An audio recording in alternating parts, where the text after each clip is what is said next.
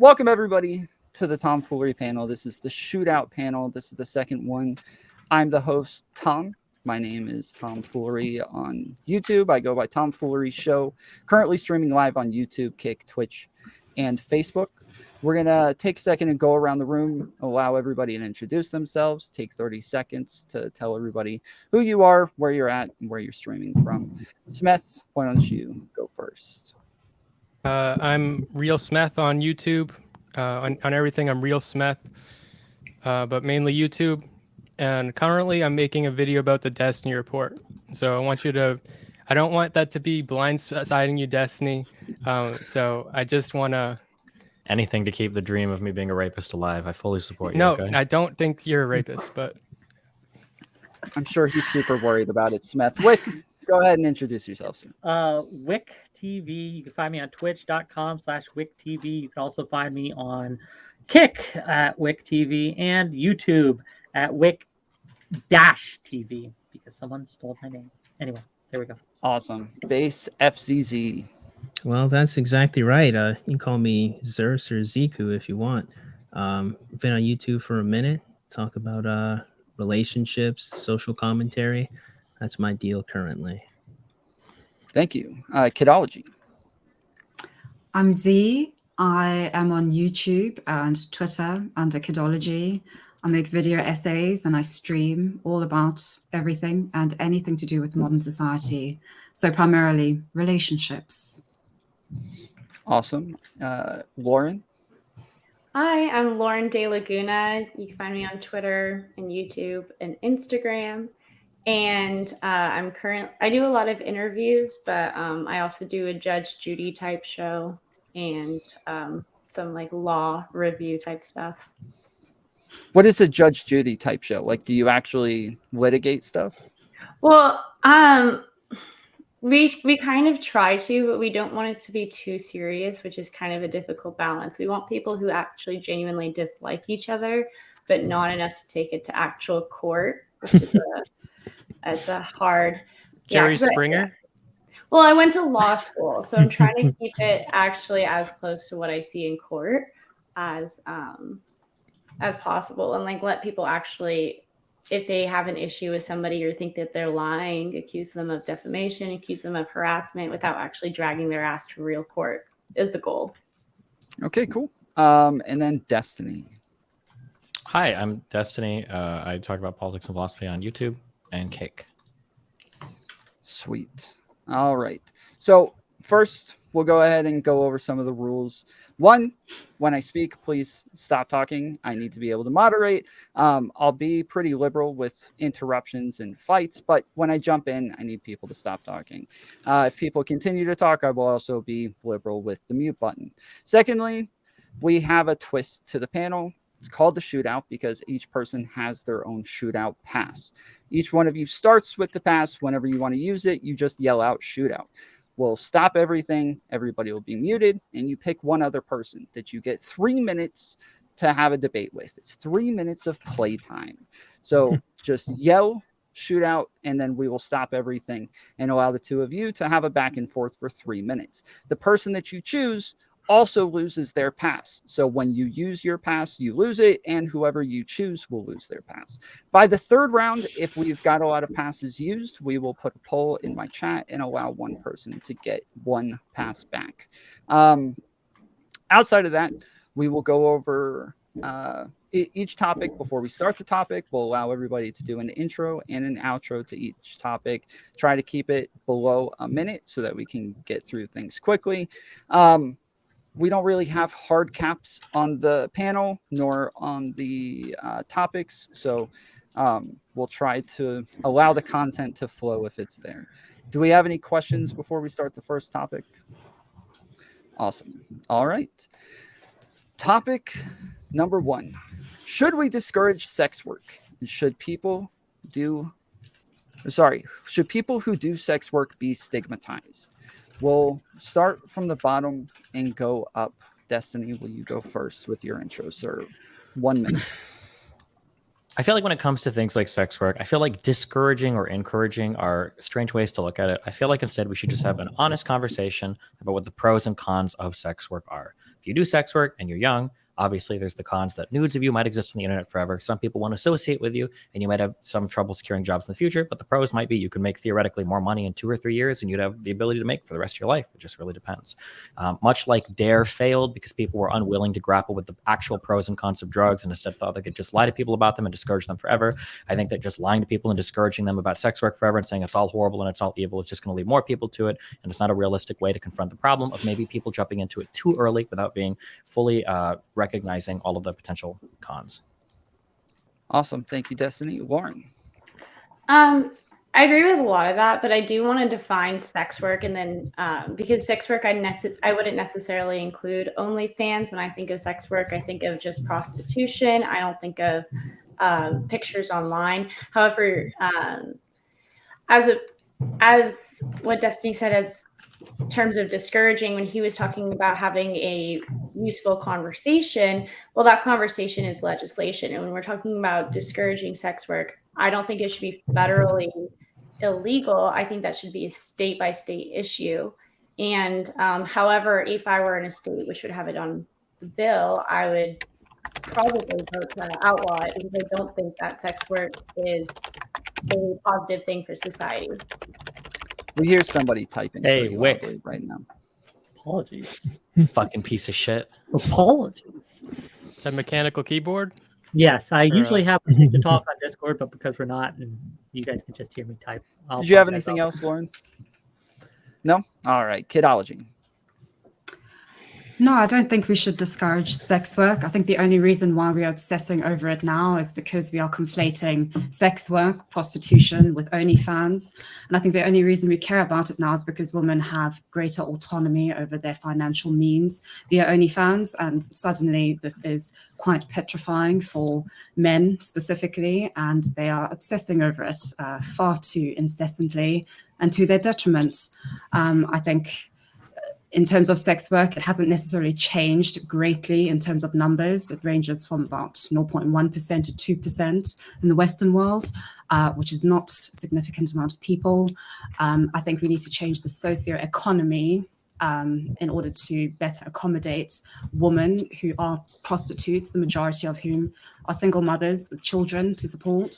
So yes, I think it's about improving the wider socio-economy and making it more family-centered as opposed to discouraging sex work. You're not going to get anywhere with that. Thank you, Kidology. BassFZz.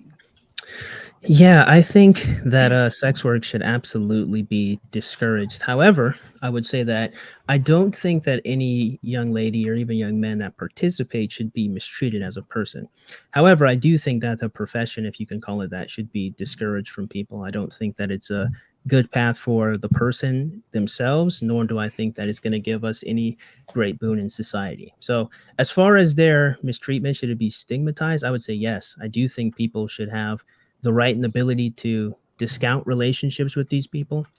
And I think that sometimes businesses should be able to avoid business with these people as it may affect their image. However, again, I would like to maintain these people shouldn't be mistreated. They shouldn't be insulted or harmed. But I do think that the profession should be extremely discouraged. Thank you, Bass. And Whick. Yeah, so it's real simple, right? I think that none of us here would say, maybe Smeth will prove me wrong, but that we should mistreat sex workers. But when we talk about sex work, it's such a broad umbrella. And I was saying in this before we started officially, that it's really hard to deal with as a broad umbrella.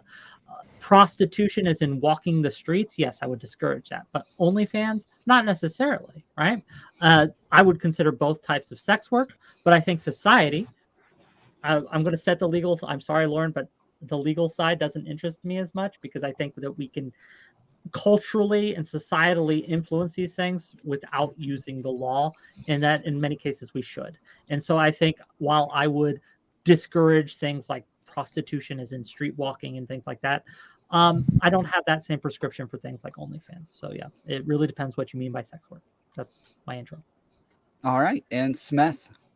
All right, I see sex work as a gradient, and prostitution is going to be the most extreme. I think it should be discouraged, but the lesser you get on the gradient, the less it should be discouraged, because the less it's like, the less sex work you're doing. But I think regardless, I think what you're doing, like with OnlyFans, for example, like you can say that it empowers women in a way that they haven't been empowered before, but it empowers them by playing into the de facto sexual objectified role that they've been given in society. And so by playing into that to an extreme, it's almost like it's like the red pill solution. Well, if they're making a lot of money, then this is like the best thing they should do. And red pillers are right about a lot of shit, but that doesn't mean that it's the best way to be. And I don't think that we should advocate for it. So that's why I discourage it. I also think that it causes a chilling effect on relationships in society. And I think that the prevalence in small types of sex work like OnlyFans is contributing to the loneliness and the incel epidemic. Awesome. All right. I'm going to go ahead and throw it over to Bass to kick us off for the open discussion. You're muted, or we can't hear you. That's my bad. Yeah. So I'm kind of against all of it in principle. So that would go from street walking, quite literally, to OnlyFans as well. I think the first thing to open up with is a lot of the times what gets a lot of women, and we usually focus this conversation on women because it's usually them doing it, but what usually gets a lot of women into sex work is oftentimes either mental health issues or it's some type of distress going on in their lives. Like they need money, they need help paying for something. And so the path to getting into this is usually nothing positive. And I only say usually because I could be wrong, but overwhelmingly it seems to be the case that either they're trying to pay for their family, they might be trying to pay for college, or they might have some different mental health issues. I have some studies I can probably pull up later in the discussion, but as a start, usually what starts women into this path is nothing good. And I'm just only being gracious to say perhaps someone can show me the good that gets women into this profession. I would actually be really interested in seeing anything if you can find it, throw it into the group, because I tried to look at this earlier and it seems like the idea that women that do sex work come from like broken families or have daddy issues, that seems to be completely based in myth. I haven't seen any actual like study that shows that like, oh yeah, women that do this have a higher likelihood to have adverse childhood trauma or any other type of thing. I'd be curious. Yeah, but I haven't seen any studies that said that they've only had ever good life. Anything good did come from this. The study that I do have does actually show that they are in a higher risk of having mental health issues. That would be weird. That would be weird if the case that every single woman who went into sex work has a good life. That would be weird, and it would be something that would give me pause, and I would want to know why. Well, sure. Our null hypothesis would be that they'd be just like normal people, right? Yeah. And to divert from that, we'd probably need some kind of data, right? Indeed. But I had a question for you, actually, Bass, if I may. Wait, really quick. I think there's probably a really high correlation with the desire to be validated by men. So I would say that would be that's all. That could be part of it. I mean, you could table that into the mental health issues thing. I mean, that's literally every woman and every guy, though. Every guy also wants to be validated by women. I don't think that's a mental health. That might be higher than average. Yeah, but when it comes to doing sex work, usually these people are more prone to anxiety, depression, low self-esteem. It's no. If you need, I can read. Before we get into the studies thing, you made a statement earlier. That jobs and things should discourage and maybe even be able to fire someone or refuse to hire someone who's engaging in sex work. And I don't know if I agree with that. I think that someone who is engaging in, say, OnlyFans, for example, has an OnlyFans. I understand that it could be disconcerting, right? To know that a teacher, for example, someone who teaches kids, has an OnlyFans. But I don't know if I'm okay with the education system or a company firing someone simply because they found out they had an OnlyFans, especially if the person is being discreet, especially if the person isn't, doing anything in school or in their job that would suggest they are, but simply to have an activity, that a side hustle that you're doing outside of your job, I don't think that should be grounds for you to be fired. That for private institutions, like private school teachers? I don't think it should be illegal, right, for them to fire you, but I think I would judge the person who does it, right? Just like I think that it is immoral to fire someone for that, if that makes sense. But Perhaps, but no. Well, go ahead. aren't most private schools, they're usually based in religion, and most religions would discourage from publicly sexual activity or encourage Sure. sexual I mean, activity. religions And discourage so all let sorts me- of sins. Right. So, like, let's say you found out that one of your employees was doing something that you found morally reprehensible, like kicking dogs or beating women, and you fired him. And it's like, okay, that's your moral reprehensivity, but someone There's a else's difference moral there. reprehensivity Sure. is separate. I'll engage with you on this. I think that there is a substantive difference between doing something that I find reprehensible that's actually hurting people, right? That's like kicking dogs or beating women. Okay, how about is on a eating shit? different level. Eating Eating shit.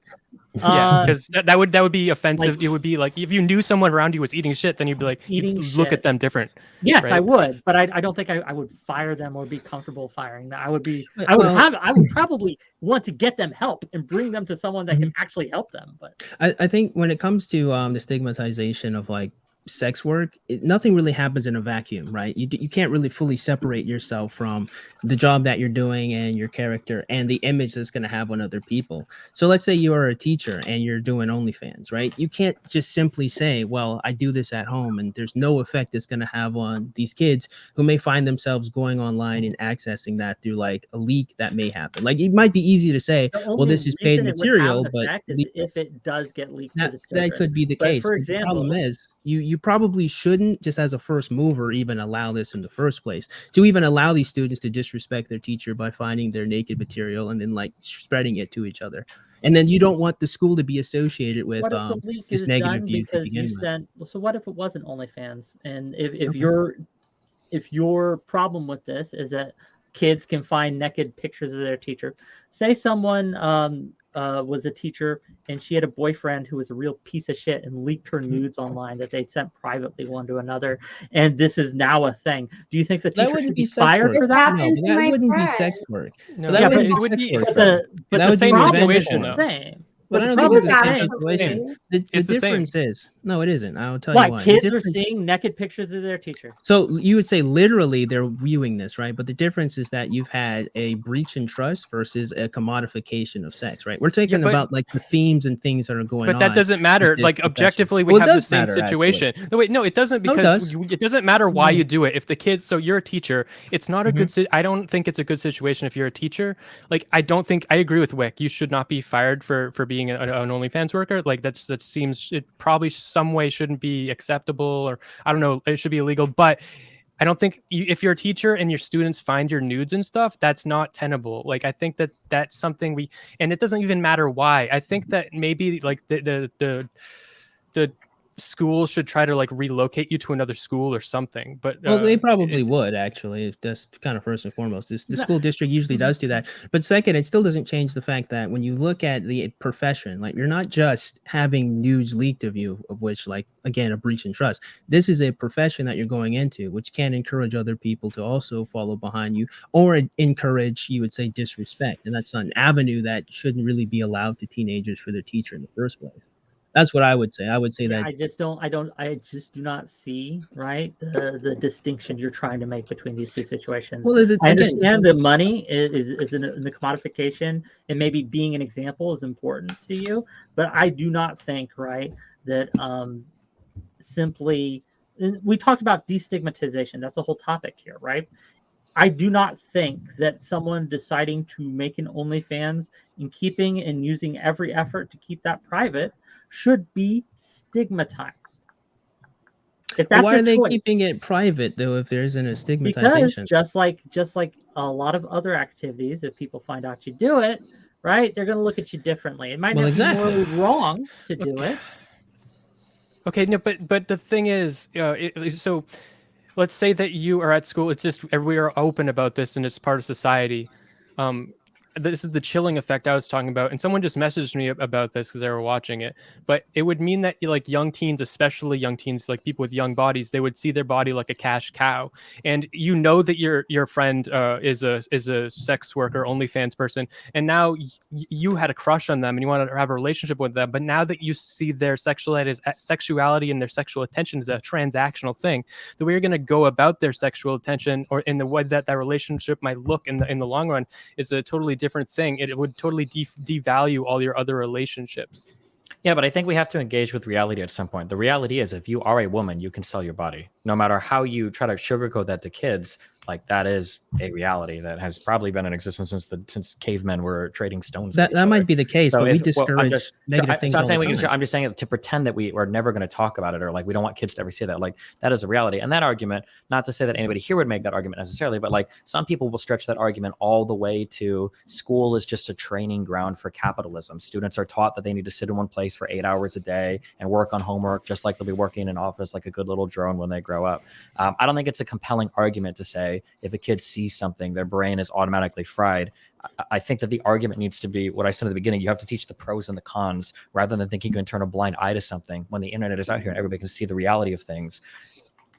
I'm not saying that the brain is fried. I'm not saying their brain is fried though. I'm saying that if you know that your friend is a sex worker, you see them different. And like if you had a crush on them, now the way you're gonna engage with them, like to try to engage in a relationship, now it's like, well, why don't I just pay them? Or and all of your relationships will be much more transactional and less intimate. We're gonna let Kidology jump in real quick. Sorry, Kidology, go ahead. Yes, I was going to say the ultimate blind eye is that men are buying sex, and that men have been buying sex from women since the beginning of time. I mean, the easiest way to discourage sex work is to discourage the clientele. Like that is the obvious way to go about it, because sex work is intrinsically tied to the cost of living and to men being prepared to buy sex. So the obsession, I think, with there's certain the sex countries workers that have tried that, right? But they weren't as successful as they originally thought. Now that we're looking back decades later, like Sweden and Norway tried to outlaw the sale, but outlaw the purchase, but not the sale. Correct? Is that correct, Kidology? Yes. Yeah, I think it's still ended up causing currently. It ended up causing, from my understanding, more sex trafficking. The decrease in price per sexual transaction, so sex workers were making less money, the sex industry to become more underground, and for the women to have less ability to actually, the women within the trade. Now, the trade did decrease significantly, which was part of the goal, so that part was successful. However, the women in the trade are having horrific experiences. Now, from my understanding, there's not a ton of research. The only study that I found had like an N value of 30, which is pretty weak, but it's still pretty intensive individuals, like study into those 30 individuals. Yes, it's intensive, but I would say that with anything, when you're making such a fundamental revelatory change, it's going to take a very long time. I mean, in the same way that it took a very long time for the industry to be built up in the way that it's been built up, dismantling it and actually finding the right ways of doing so are going to take a lot longer than 10 or so years. So, well, no offense, but if we've been doing this since the dawn of time, why does it take such a long time for us to understand how to do it? Isn't there something intrinsically problematic with sex work and such we even have to have this conversation? No one has to argue whether or not we should construct buildings. I just don't think. What is it about sex work? Maybe I'm wrong. I'm not a historian, right? But I don't think most societies, especially early societies, outlawed it at all, right? In fact, some celebrated it in a lot of cases. Yes, I mean the Greeks. Right? Also, I take issue with the example. We argue all the time about constructing buildings in the United States. It's like one of the biggest things we fight about. Do we argue about the profession or where we construct it? Because in this case, we're arguing about the profession, not whether or not where the woman can do it. Like those tweets, and I know Twitter source, right? Twitter posts with like showing different types of architecture and trying to argue which is better. Like this happens. Well, that's more subjective. We're talking about the actual profession of being a sex worker. Isn't this subjective as well? Yeah, if you don't think, if you You don't mean think like you the can do aesthetic sex, versus the like profession. doing sex No work one's is aesthetic. arguing. There's No one's arguing that you shouldn't be a grocer. No one's arguing that you shouldn't be a lawyer. We're currently Yeah, right. arguing that we Precisely. I think you shouldn't be a sex worker. I'm Wait, okay with sex work no. 100% if we have a world where we We're- have like sex workers go to college the way a psychologist goes to college or a therapist, because the level of intimacy, the reason that a therapist has to learn how to set all these boundaries and protect themselves and to protect the client, protect both themselves and the client, because it's a very dangerous situation because of the high level of intimacy. And sex work, you're having an even higher, like that's why it's so hard to become a sex therapist. It's like there's a big bar to entry to that, and I think it's a really cool profession and we should do more of it. But I think all sex work is sex therapy, so that's why. So you think I should be Okay, able to like major in sucking dick and get a master's in like Absolutely. Well, you think okay, Yes. but here's Okay, the that's question. funny, but just real quick, Lauren, you said we don't argue whether, or we don't debate whether people should be lawyers or doctors or grocers, but there are plenty of professions where people do debate whether they should do being a soldier, right? There's Being a a lot of police families, officer. a lot of And why is that? police officer. Well, why is There's that? even an actor. There's a lot of families Why that is will that? very much discourage you from being an actor because But of why the is effects that? of the job, the perception of society on the job, and what There's they the danger think of being a police happens, officer or a right? soldier. What about There's an the actor? danger Right? of The being danger an of being an actor, and the actor. reason So here's the why thing. people So discourage you could acting is argue because you about won't be the able to make environment. money on it. Well, hold on. There's Right. okay. So and this actually is a little similar to sex work in the way of being an actor. Is that it is a it? job that lacks a lot of consistency. So a parent might say to their child, "I don't think you should be an actor. You may not get as much work. You may have to leave to another side of the country. You might even end up homeless if you're living in LA." It would be the same as with being a sex worker. The only difference is you are purposely putting yourself in some pretty dangerous situations if you're going to be, let's say, a streetwalker, if you're going to be an escort, if you're going to be physically in these environments with these men. So my question is, should we encourage this? Because we all know we don't. Like, for example, would you guys want a pimp to go to a high school job fair to recruit young ladies to be a sex worker?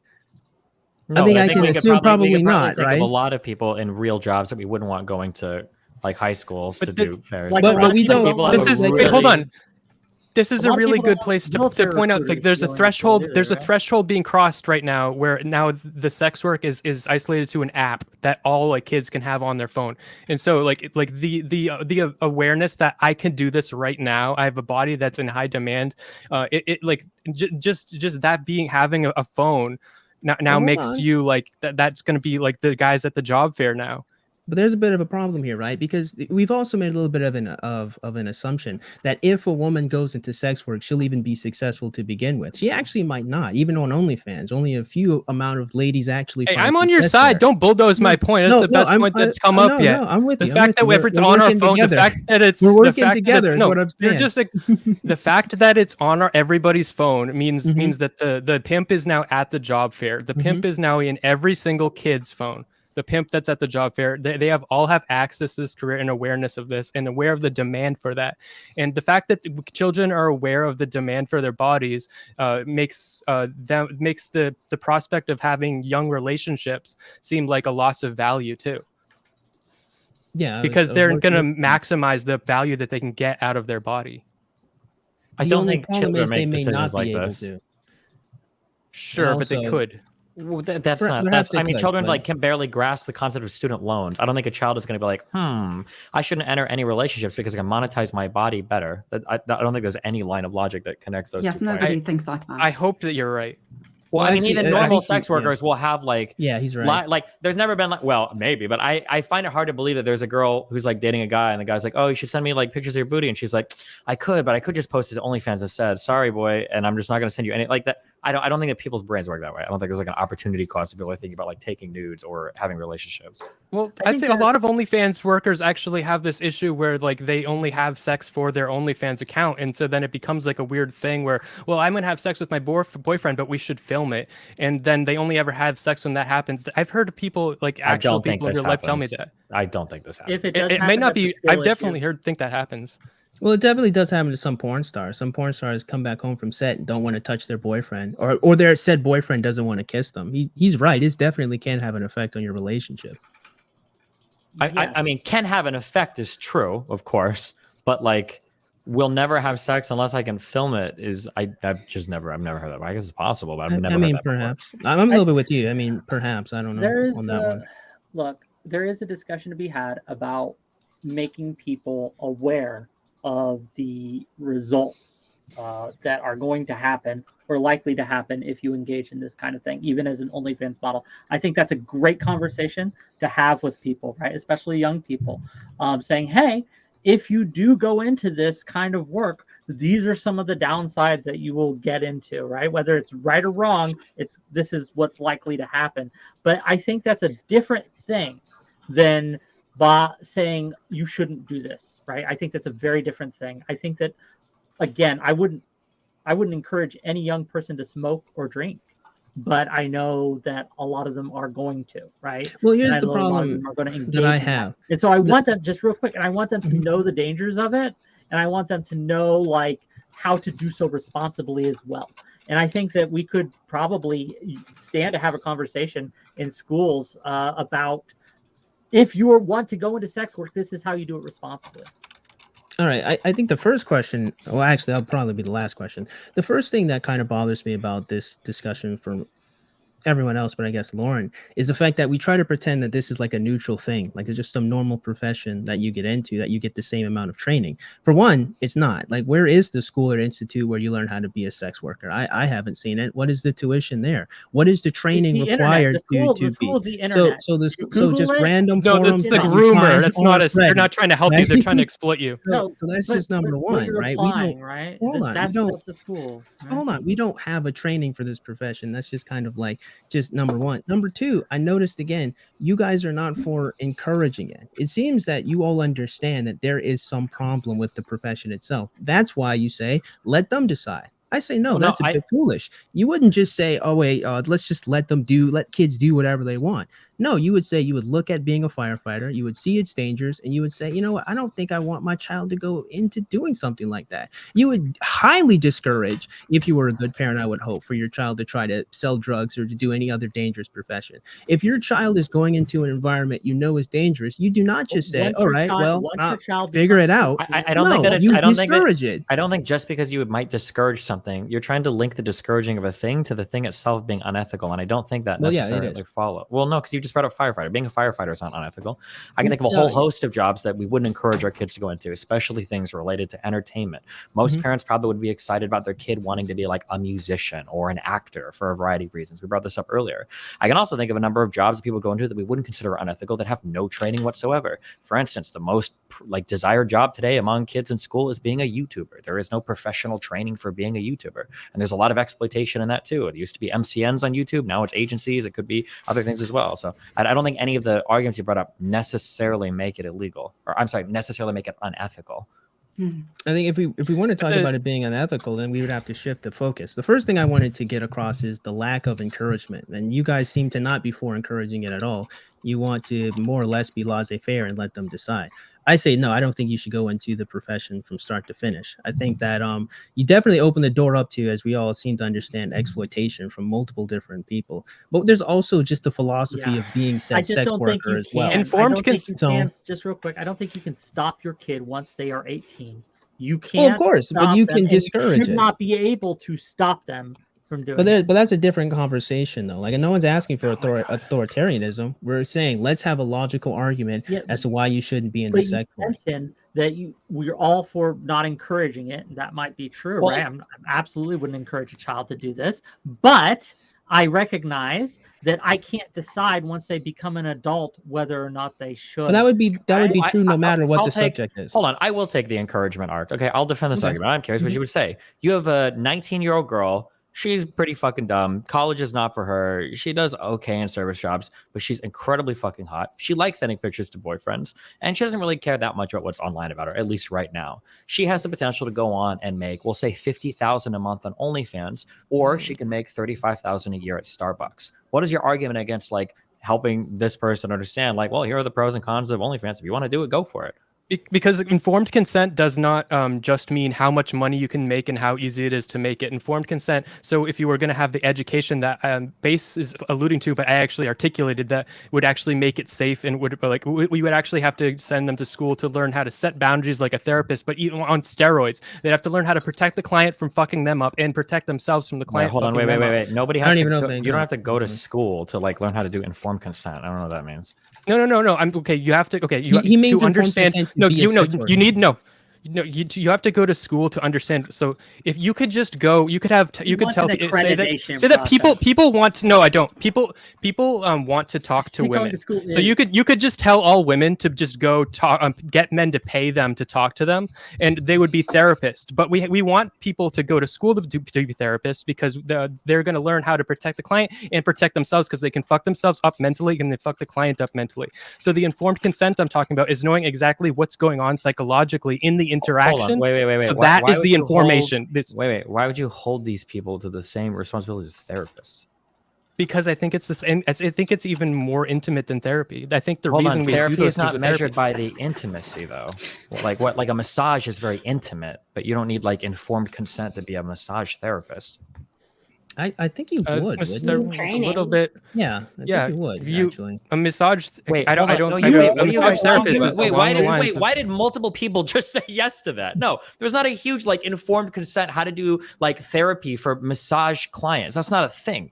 Actually, okay. Wait, you're harping on the informed consent, but what I'm talking about is the boundaries and the emotional boundaries. And actually, I'm no massage therapist that they have extremely strict and rigid rules and guidelines and boundaries to set to protect their client and to protect themselves. Yeah, and you can in exactly the way I'm talking about. Yeah, you can learn how to do that in 1 4-hour class. You don't have to go to school for that. There are massage schools if you want to, but like if you're posting pictures on OnlyFans, you're not giving therapy to people. I don't know where that idea is coming from. You're fucking them up because you have an incentive to mess them up psychologically so that they have a dependence and they're going to come back to you. If they actually start forming healthy relationships, they're not even going to be return customers. There's a high incentive to mess up people's ability to form healthy relationships. It's the same way the streamers have that. I don't know what kind of like sex work you're talking about, but I'm just talking about like posting pictures on OnlyFans. Yeah, because OnlyFans, it's not just posting pictures, because you could just post but OnlyFans is the biggest part of that is the girlfriend experience of the messaging. The fact that you know this person, you see them posting on social media and stuff, it's a real person. So you'll talk to them and you'll say, oh, could you do this particular pose for me or something?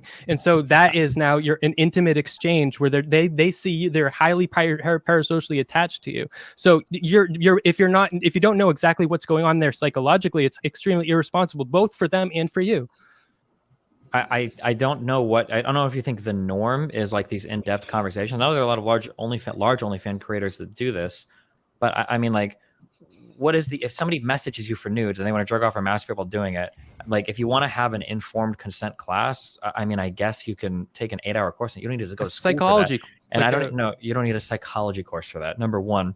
And number two, I don't even know if it's on the responsibility of the sex worker to figure that out. That feels more like a responsibility on the person engaging with the material. I think it should be the responsibility on society to have these standards and ethics in place, not on the sex worker, but on the society to make the rules that we have to follow that, just like we do with therapy. Because when you go to a sex worker on OnlyFans, you tell them your darkest secret. You go tell them your darkest. This isn't normal. I don't know what kind of OnlyFans. No, your sexuality is the product of all of your trauma and your fucking like your parents and all of your history and shit. Yeah, so when you give someone access to that, you're giving them the most vulnerable part of yourself. Like you use these proprietary definitions for things and things like that. You keep saying that there should be rules and society needs rules in place to make sure that the person is licensed or accredited or whatever word you want to use before they engage in things like OnlyFans and what have you. But having rules on whether you're educated is the process of accreditation or licensing or things like that. That's how it works out when the rubber hits the road, when we actually implement these ideas into real life. How are you, the customer, supposed to tell the difference between someone who has had this course or who has not had this course? There would be a licensing system or some sort of accreditation or a diploma or something that you could show. So what, in your hypothetical world, would happen if a sex worker engaged in these things but was not able to produce proof that they had been through this course? I think if we built that society, in that society, they would be in trouble. But What not does that until we mean? built So those. if he did be They would have illegal. unlicensed They'd have sex to worker. pay a fine or something. I don't know. I just don't think like the vast majority of they'd people, lose. a lot of people They'd just lose wanna their jerk off. license. I think most people They'd just want lose to their jerk off. I don't think they're looking for I know the therapy. society that I'm talking about would have way less access to easily available sex What work. what so if they were to what it's a what if they fact. weren't a sex worker? What if I just met someone online, I really dig their vibe, and I wanted to see their boobies, and I said, "Please show me your boobies and show me in this pose." Why should you Would have to they pay have for to that? have a license to do that? Maybe in his society, but Well, so real quick, Destiny, you No. said that you were only talking about like Instagram models. Lauren brought up earlier that she's separating different types of sex work. How do you define sex work? That's boring. It just, or, I'm sorry, I don't mean boring. I'm sorry, but it's semantics. Like everybody's gonna have different definitions, right? It Some is people- semantics. The point yeah. is that whatever you include might differentiate what he's talking about and what some of the others are talking No, I about. think What they would he's- or wouldn't stigmatize, or what they would put in or wouldn't put in. He's talking about the same thing we're all talking about, which is just selling pictures of boobs and talking to people on OnlyFans. I'm pretty sure that's what he's talking about. He's not talking about real life sex therapists. He's just talking about people on OnlyFans. Me?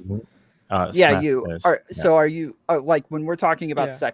sex work? Like, what all are you stigmatizing in that group? Oh, I'm not trying to stigmatize, but Or what discourage. are you requiring a license for? Everything.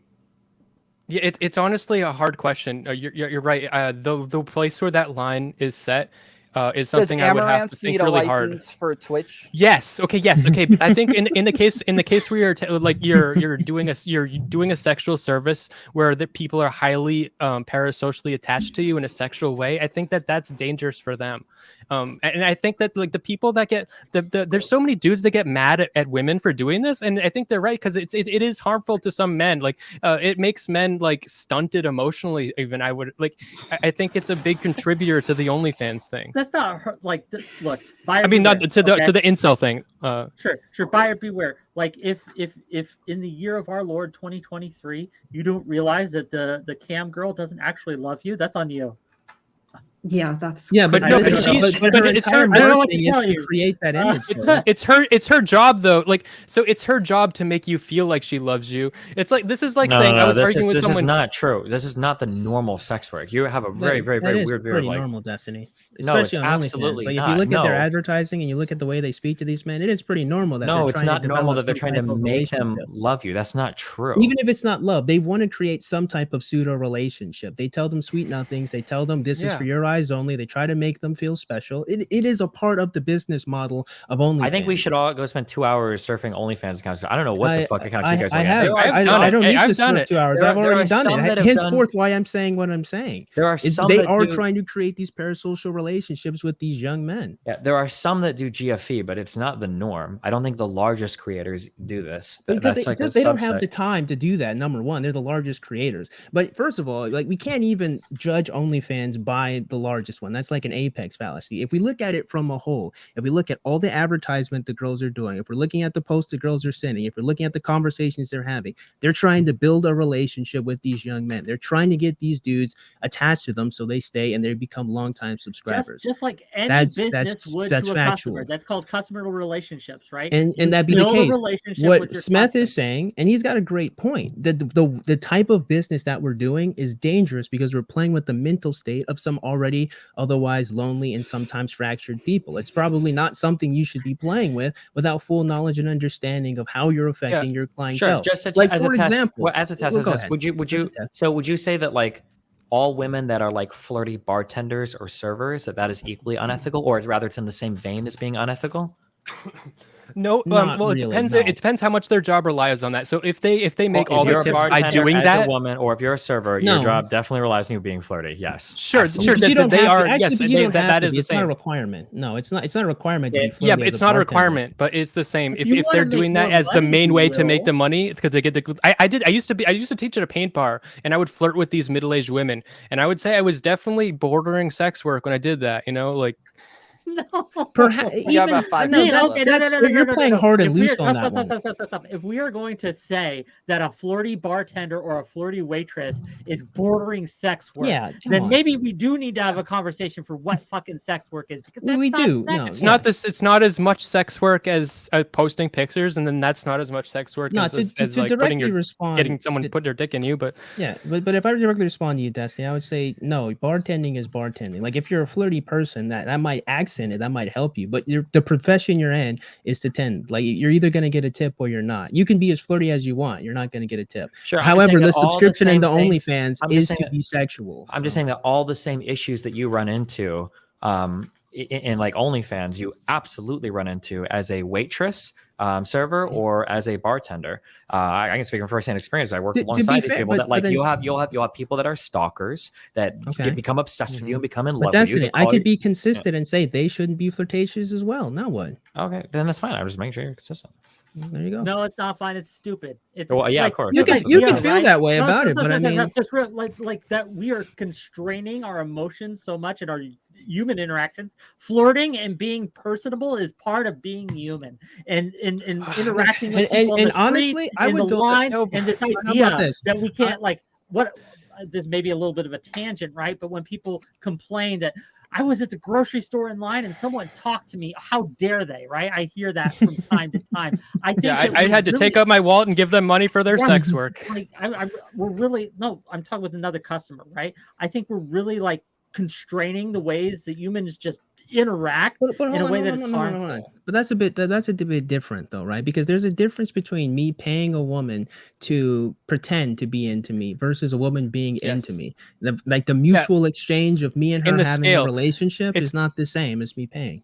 If it's like a bartender could flirt with one customer, and that's not the same as what we're talking about. We're talking about a bartender that makes all of her tips from flirting with every customer, and she only expects to be making money because she's flirting with customers. You're describing bartenders.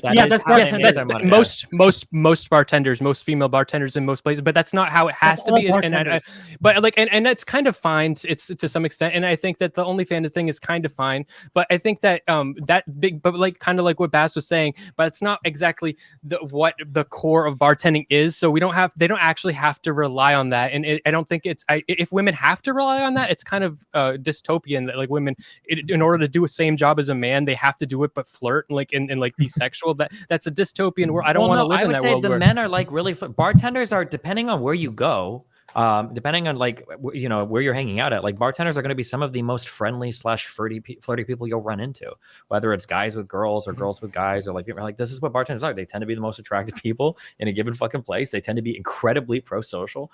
That's how they make their tips, especially if you go on like a Friday, Saturday night. You're not going to get a person that's just making you drinks. Yeah. Well, no offense, but it's a bit irrelevant. It's kind of sex work. It's a little bit sex Hold work. on, we're gonna go ahead and end it there. I'm sorry, Whick, but you have the first one to get voted off the panel, buddy. We vote people off this? Oh no, sorry, wrong show. Let's go to closing statements. Lauren, do you want to start us off with your closing statement? Okay, my closing statement I don't think is going to make very many people happy, but essentially I feel like we didn't define the necessary words that we needed to define, because as we got into it, everything divulged into sex work, and we didn't. And even if we're going to talk about the word discourage, what do you mean by discourage? Whick instantly said he wasn't interested in the legal aspect. Well, if you're talking about influencing a society, isn't discouraging them through legal means? I don't even know any other means other than socially shaming them. So yeah, I feel like we should have gone into definitions more, but I appreciate where y'all come from, especially BassFZz. So I would. Sorry, I wasn't correcting you. I was going to him. Yeah, basically. Yeah, okay. Yeah, I would actually say that I think the opposition's position kind of speaks for itself insofar as what they want is to be laissez-faire, just let it go off and let people decide. The only problem is like the nature of the work that you're doing, from what Smith said is actually a really great point of view. Is you have an effect on the clientele first and foremost, and how they're going to be interacting with the content. But to go off just that point, to actually go into what sex work is as well, even on OnlyFans, one thing that's really interesting that we don't look at is the philosophy of what these ladies are doing, right? If you think about it, in every other type of position, every type of work, you're being compensated for doing something that is not of benefit to you, right? So again, if I use the construction worker, I'm building a building that I'm not going to live in. And so I'm paid for my labor and my time. The problem with a lot of sex work is that the woman is the person. She is, quote unquote, the product. If she's having sex, or if she's flirting, or if she's interacting with the man, that is the benefit unto itself. So even the way we define most services, sex work doesn't really even fit into that, because then we have to ask the ultimate question: why should any young man really pay to have a pseudo relationship with a woman when he can actually have real sex with her, or actually be in a good committed relationship? I don't think anyone here would really be able to answer that question, apart from maybe she's really good at having sex, and of which I would reply, he can get good at having sex with a woman that actually likes him. So awesome. we'll Thank say you. that. Wick, glad you're still here with us, buddy. You want to give your closing statements? I'm not sure if I'm glad, but I'm here. Yes, on the 4th of July, Independence Day, I am proclaiming and supporting that people can do what they want. Freedom is a good thing, and freedom of choice, and the freedom and the ability to do something that other people find distasteful is something I absolutely support. I absolutely am for allowing people to make that decision for themselves, both the customer and the sex work customer, as well as the sex worker herself or himself, in the case may be. When we talk about discouraging these things, right? Yes, social stigma is another way other than legal to discourage someone. And that's a very broad statement, right? We say it as one thing, but again, there's a lot of different ways to socially shame, stigmatize, or nudge people in different directions, just by promoting things or discouraging other types of actions. So at the end of the day, while I do not participate in sex work, sorry ladies, and I do not purchase sex work, what other people want to do, that's on them. Awesome. Thank you. Also, I see a lot of people asking if the panel's over. The panel is not over. We still got 2 more topics to go. Destiny, closing statement, please, sir.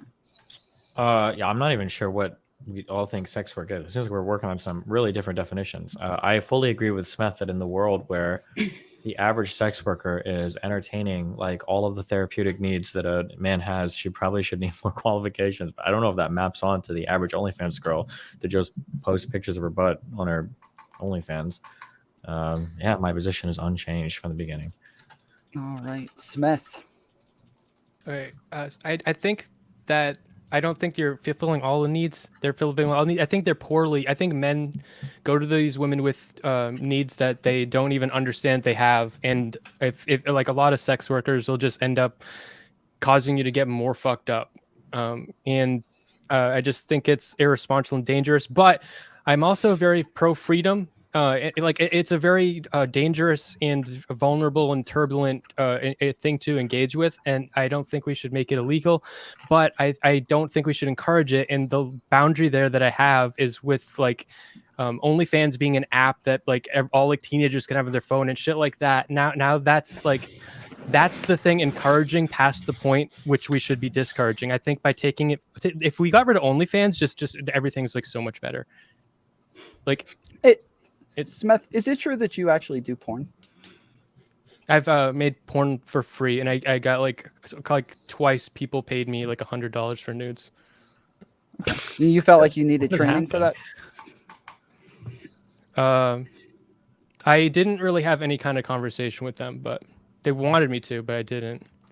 But I mean, in the world that I'm talking about, I would have needed to, so I wouldn't have been able to make money off of that. Okay. Kidology.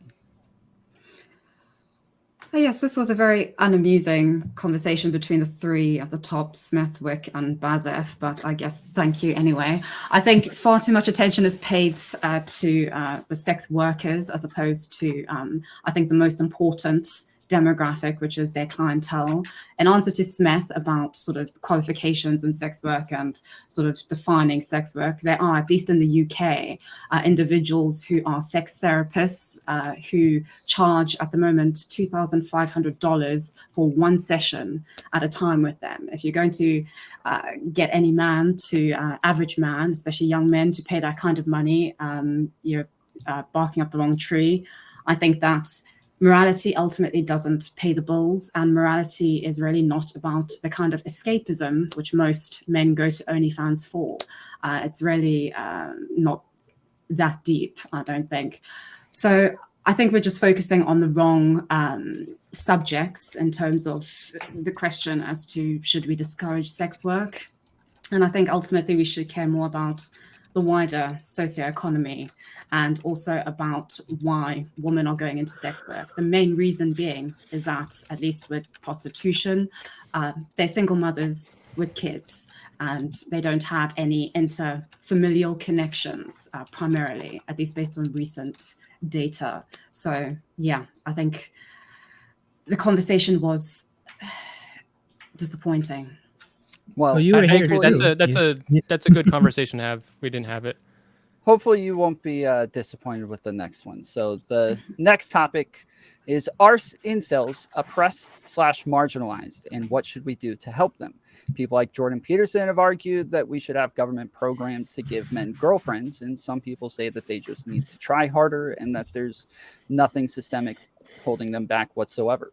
So for this one, we are going to start with Smeth. Good sir, start us off, please, sir, with your opening what was it statement. again? 1 minute. I was gonna drink of water. Did you say that again? Are I forgot which incels one was it. oppressed, and what should we yeah. do to help them? Yes, they're impressed. They're oppressed. We don't really care about them, and I think things we could do to help them. I think that we are making sociality. We're basically like Uberifying everything. We're making our personal lives something we look at for profit. Our sex lives something we look at for profit. We're trying to min-max everything. Like Andrew Tate, we're trying to make everything like an exchange that we're like consciously aware of. And I think that people that are socially inept, especially men, because being socially inept as a man, you can't lean back on the fact that people want to exploit your body. And like, for not all women, but most women men want to exploit most women. So I just think that there's nothing that we want to obtain from these men except for their labor value, and we don't care about them on a personal level, and they're just left on the wayside. All right, Kidology. Yes, I think Whose incels, fucking phone is going off? Mute it. right.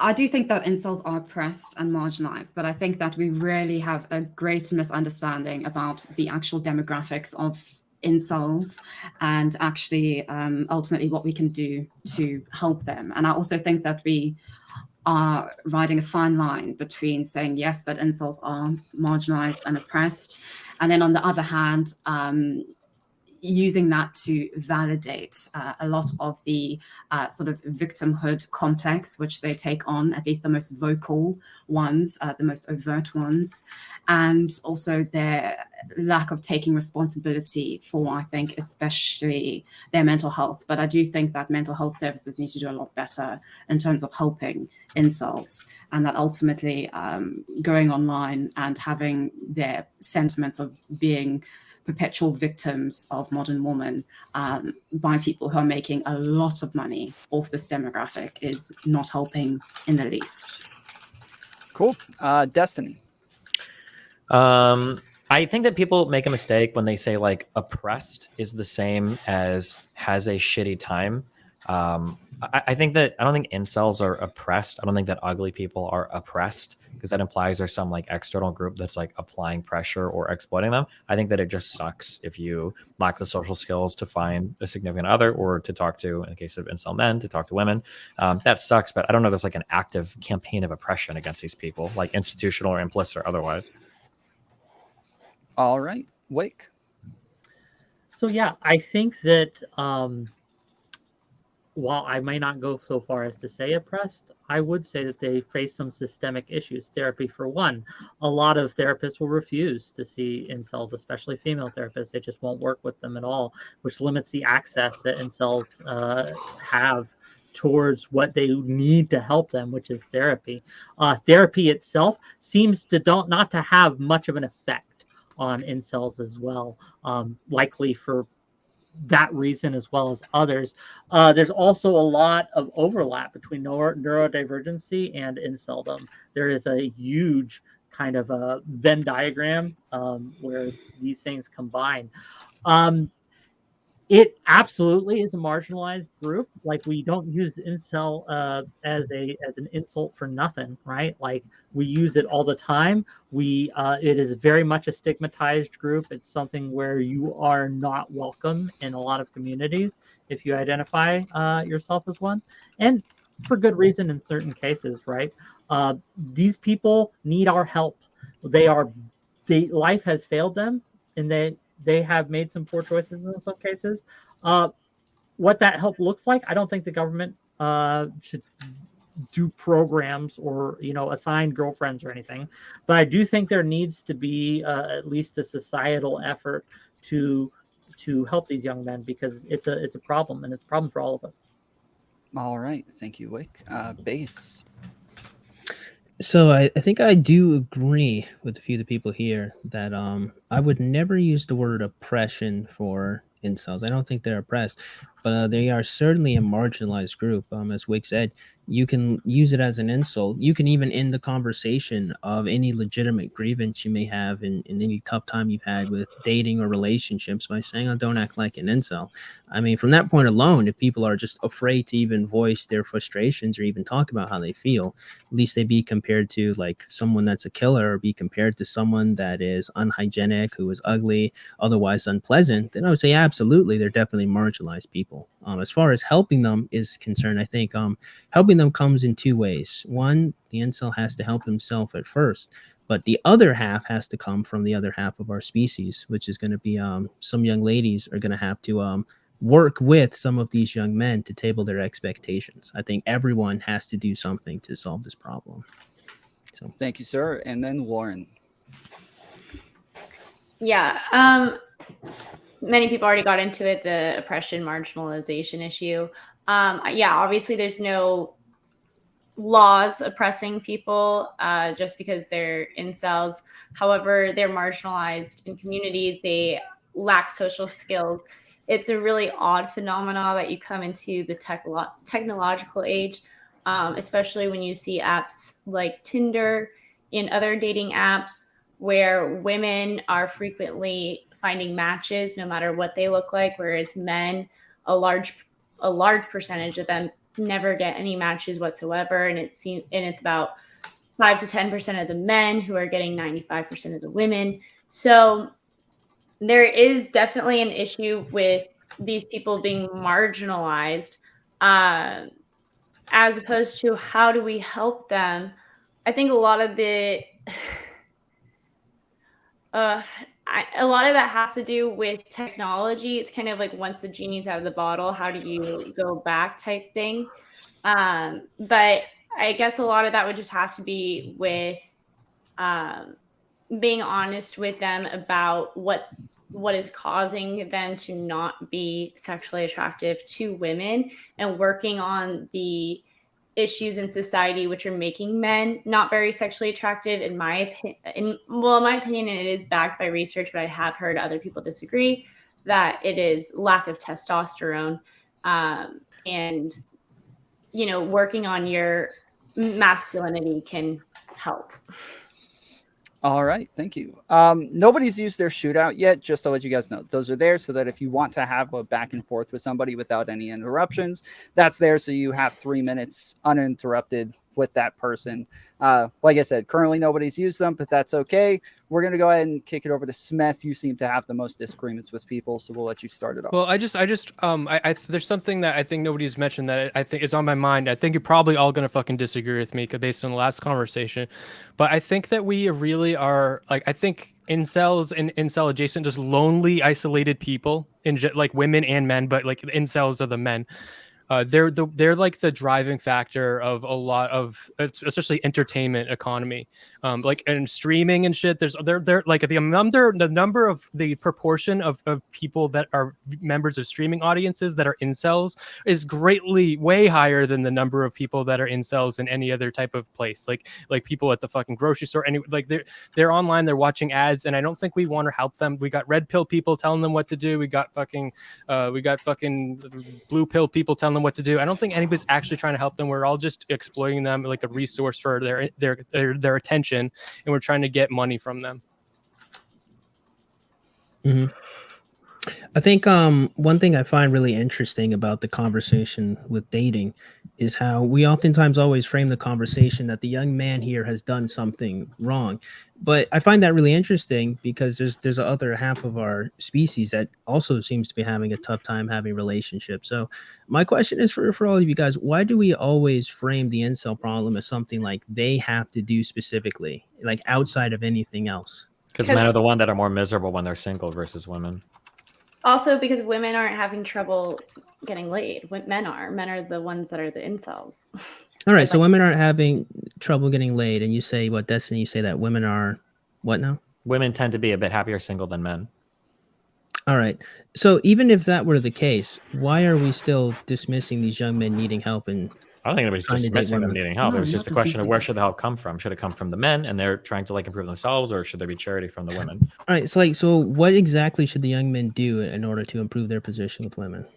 Improve social skills and work on people skills that they need to be more attracted to the opposite sex. Practice talking to them, practice flirting with them, practice those types of things.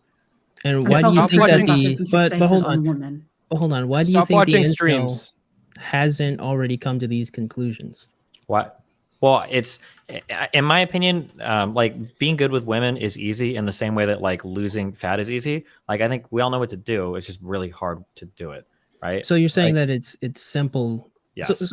If you stick a guy, you put him in an environment with a lot of women and they talk to each other over a period of time, you learn how to do it. And that's how every single environment in all of human history has worked. It's why people in school fuck. It's why coworkers fuck. It's why anybody in like any community, group of friends fuck. Like, yeah. But I think the issue is that like, I think there are parts of our society that are like highly sexually dimorphic right now. So like, for instance, if you are, let's say that you were like you were a nerdy kid in high school and grade school, you didn't talk to very many women because you were kind of shy. Then you go to like into comp sci in college, you've got 3 women in your class. The odds are even worse than fucking Tinder. And then from there, you start working at a tech company where there are also like 3 women working. You're in a really, really, really rough spot. You're no longer forced to be near women because you don't have school anymore. You're not going to be forced to be near women at work because you work a tech job. And now like the opportunity for you to develop those socialization skills are like almost nothing. So I think it's a really rough spot to be in. Yeah. Well, that It's seems to be ultimately- more. Well, go ahead.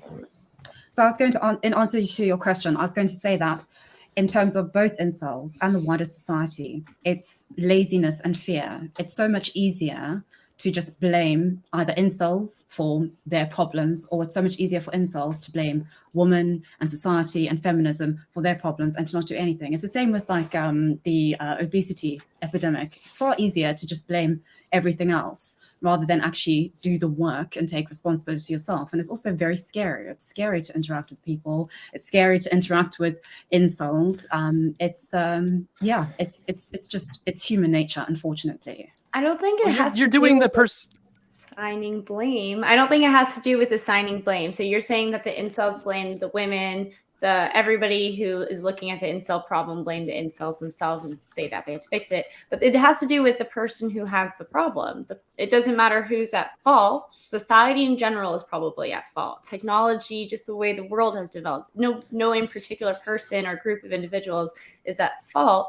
However, the people with the problem are the ones who aren't getting laid. So they're going to be the ones who have to figure out the solution. Now, should we help them as a society? I would like to help them as a society. What can we do? We have to encourage them to change things that would help them resolve their problem. So that's why they're the ones that have to make the change, not necessarily because they're the ones that caused the problem. So 2 things, just real quick. 2 things. I absolutely agree, right? That at the end of the day, like you asked, like why do we ask men to solve this problem? Because at the end of the day, the incel is the only one who can solve their problem. There is nothing that you, I, or society can do to help them become better at women if they are not willing to put in the work. I can't make someone skinny, but I can teach them how and the processes they need to go through in order to become so, to use that analogy. I think, though, that Kidology is also right in that it's far easier just to blame society or blame others. And while at the end of the day, it is kind of a two-way street, you can only control your half of it. And if you, even a guy with an ugly mug like me, right? If you can be personable and it's a skill you can learn, then you will up your odds. I do want to ask though, I wonder if we see this rise kind of in inceldom and loneliness in general across the board is due to the fact that we can't really flirt or date in work as we used to.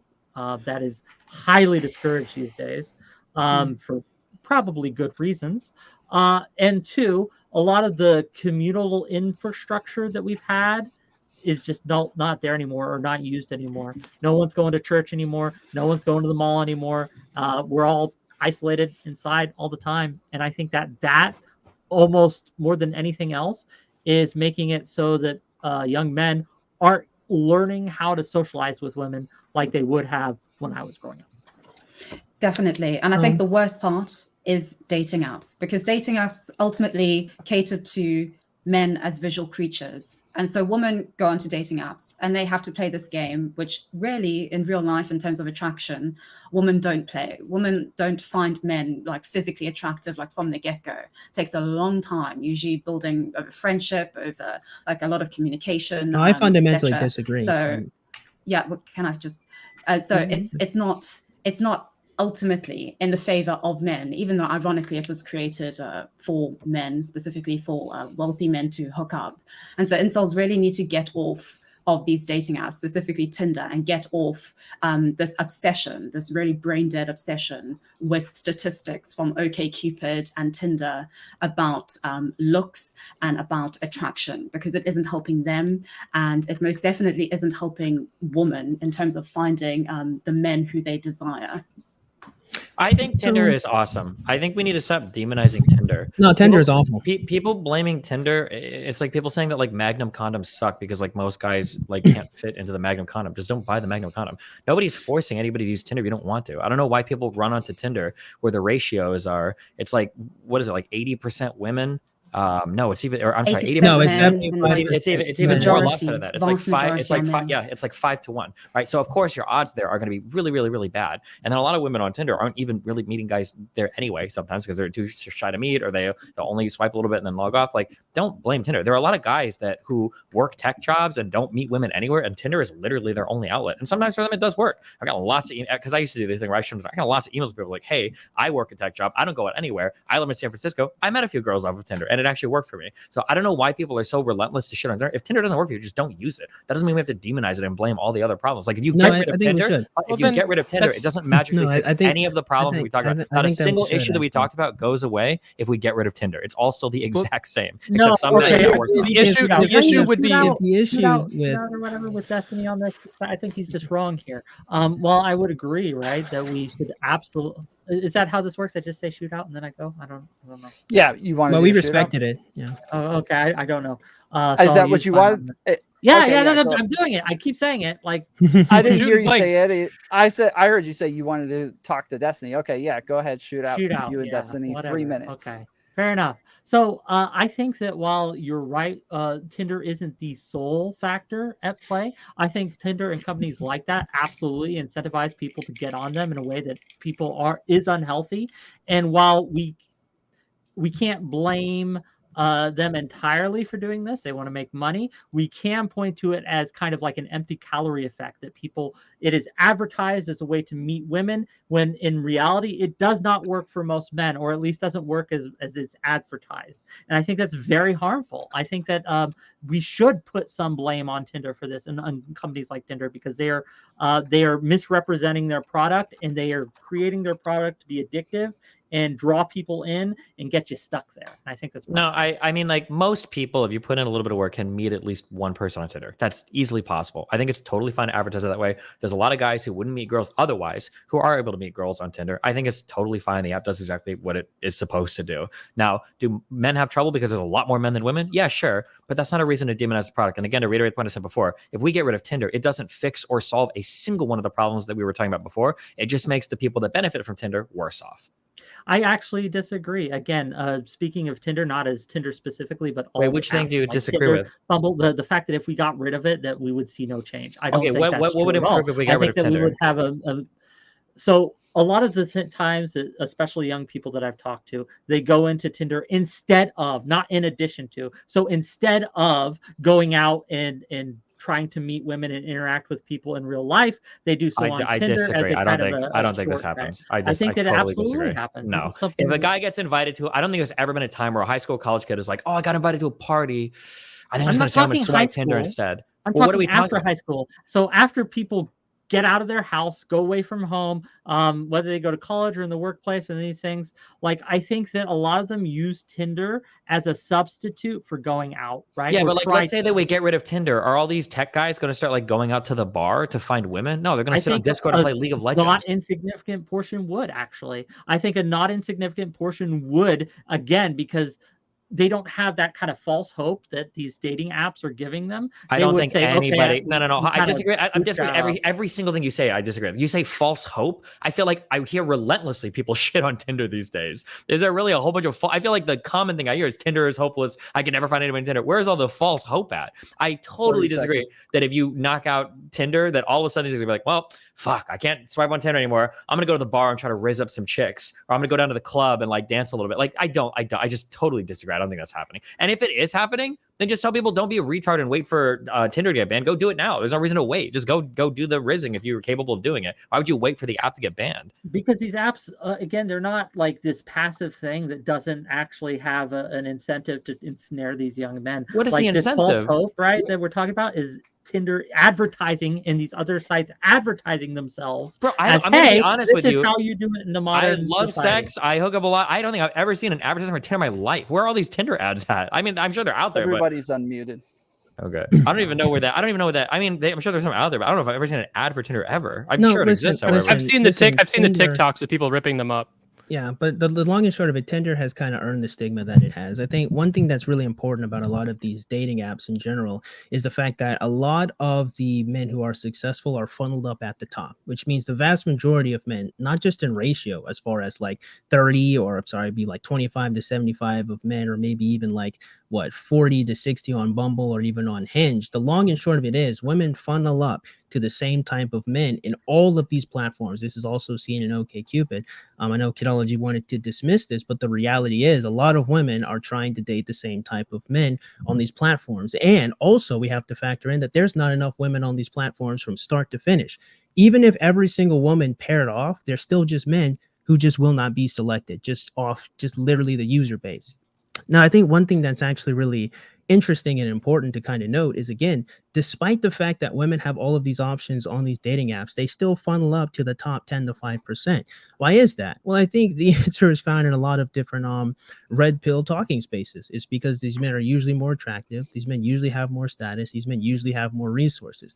So these are just the first three tenets, let alone we can talk about different type of riz, life experience. These men probably are more charismatic because they've had more experience. But this can literally completely be explained. It can be completely be explained by the ratio. But hold on. But even, okay, it would actually be more damning for women if we look at the ratio. If there's a wider pool of men to select from and women still funnel up to the smaller amount, we have to start asking, why are they funneling up when they have all these different options? Why aren't these women being promiscuous? Because they can. The vast majority of men because the selective pressure is on the men there. If there's 10 men in a room all going for one girl and there's one girl there, why would you expect her to be like, wow, I can choose any guy I want. I'm going to choose this fucking weirdo who's 2 out of 10. Because she likes having sex. Why? What's the problem? She doesn't need to choose she doesn't need to choose so I can be with anyone. She doesn't need to choose the random low-rated guy to have sex though, because she's got the pick of the litter. But she can have sex with all of them. Why does she funnel up to the top? Because Tinder works for women. This is very important. Am I allowed to call it? No, your Shootout. got taken when Whick. That's true. Oh, he Wait, shot- here's okay, the that's thing. fine. I Okay. stole Though. a It's shootout. actually Okay. extremely important, and in fact, it kind of Stole it. proves the point that one, women are indeed shallow people. I think we can move away from this myth that women are not shallow. They are. In fact, No, they're if we just are as shallow on as Tinder- us.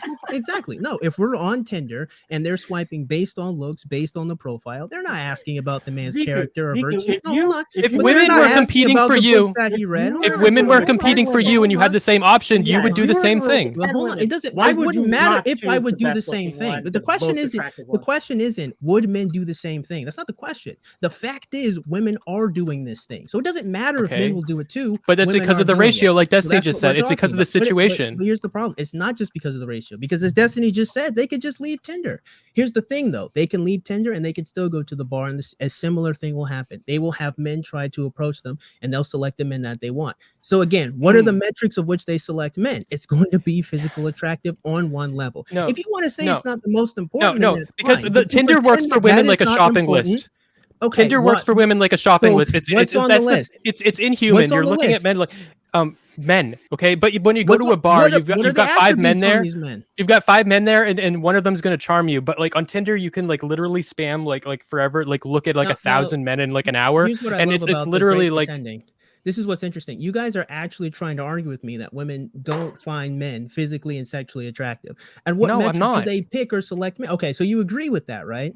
I agree that they find men Okay. sexually attractive, All but right, then, so also there we go. People women find have other the people luxury of attractive, yes, women okay. have the men are one of luxury them. of factoring Okay. other things into their equation, which is something I think but men men should don't. start doing. This is Men should not- stop Okay. stop valuing women only by their appearance and start valuing them in a way that women value men, because women get a lot more out of that This deal. is what I love about the incel conversation, because we love to pretend that men are just sexual beasts who only wish to have sex. That is not true at all. Men want to be loved by women. They want to actually have relationships with them. Why do you think in the courtshipping and any advice you guys give to young men, what do you tell them to do? You tell them to have confidence. You tell them to groom themselves. You tell them to look physically attractive. That's the first and foremost thing.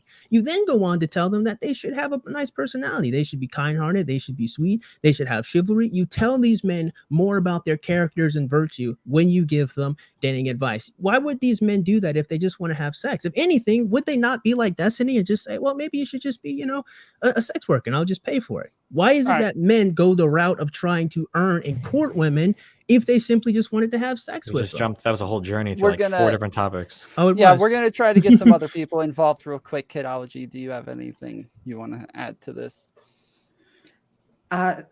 I mean, it's absolutely fascinating hearing men telling women how women think, and it's. I think that's the most unattractive thing in a lot of these conversations, which men don't really appreciate because it's always reduced to it ultimately being about looks. But I love when women tell me what they think is attractive to try to control me. also Once that's a again, good way to interact with leveraging women. their sexuality to kind of control men. True, actually, based and not manipulative at all. I mean, Kidology, you've said before that you identify as an incel. Is that still true? Yes, I'm involuntarily celibate. Yes, but I don't blame anybody else for that except myself. Wait, wait, you're involuntarily celibate? Oh no, you Yes. better go down a whole rabbit hole. You can't get laid. No, I can't. I blame myself entirely. Girl, I'm gonna Nobody make else's fault. tonight. Oh I'm no, going to stop! make- Don't do it! Don't I'm go down going this to rabbit hole. make a Tinder profile with your face and like make a cute little bio, and I'm just gonna start swiping. And girl, I promise you, I could get you laid. That happened. Well, it's not about getting incels laid. did that to me, actually. Actually, Because let me that's- help Kidology out here. I'm going to help Kidology out here. I'm going to come to her defense because this I is the was going to defense say of that all you- incels. Oh, I thought you were gonna. Okay, Actually. yeah. No, it's not a shootout, but I'm going to help her out because when it comes to the incel conversation, we oftentimes reduce it to men just want to have sex. And that's why the very first thing that you asked her, Lauren, was why don't you just go on Tinder? You can just swipe and you can but that's not what she desires. What she wants is an actual long-term relationship. As such That's is what a an lot of young incel. men want in the first place. No, an incel implies like somebody who you typically a man, but somebody who cannot involuntarily celibate. That's Somebody true. I actually think that Cool. it's a silly word, but I use it colloquially because you guys understand it. But the truth of the incel is that it is not simply I can't have sex. It's I want to have a relationship. Now, sure, are there some men So- that probably fit that? Of course, but that's not the main group of these young men. When you go and you talk to them, you find that they want to have long-term relationships. Kidology, are you Yeah, waiting until like marriage or love or something to have Sorry? sex? Oh, Is that, God. are you waiting for marriage or love or something before you have sex? No, not necessarily. No, it just hasn't happened.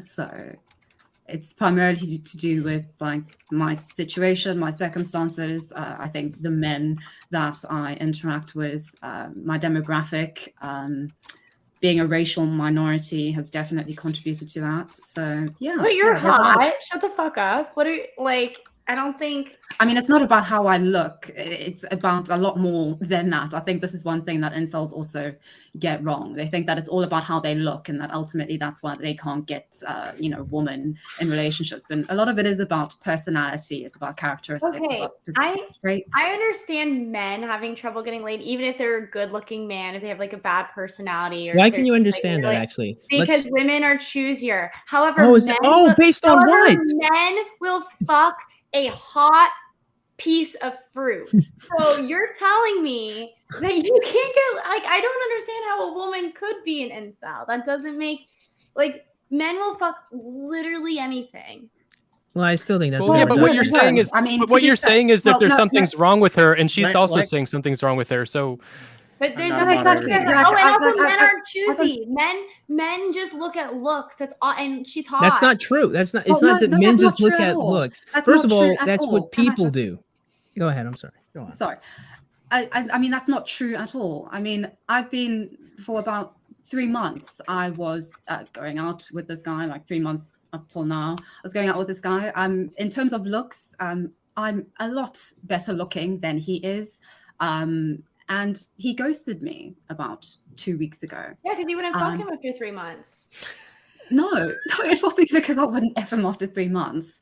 It's because no, it's because he said something very inappropriate, and I pushed back, and he didn't like that. So there you go.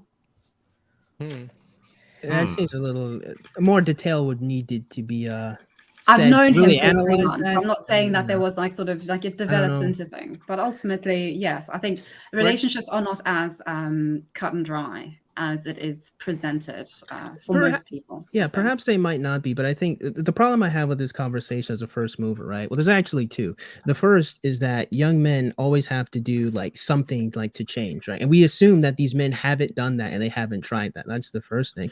But the second thing is we pretend that women aren't shallow in some areas, that women don't want men that are sexually attractive. This actually brings something up, though, and something that get lost in this conversation because it is so male focused, is that the loneliness rates among women are also skyrocketing. It's a problem, and it's not gendered, right? I think it manifests in different ways between men and women.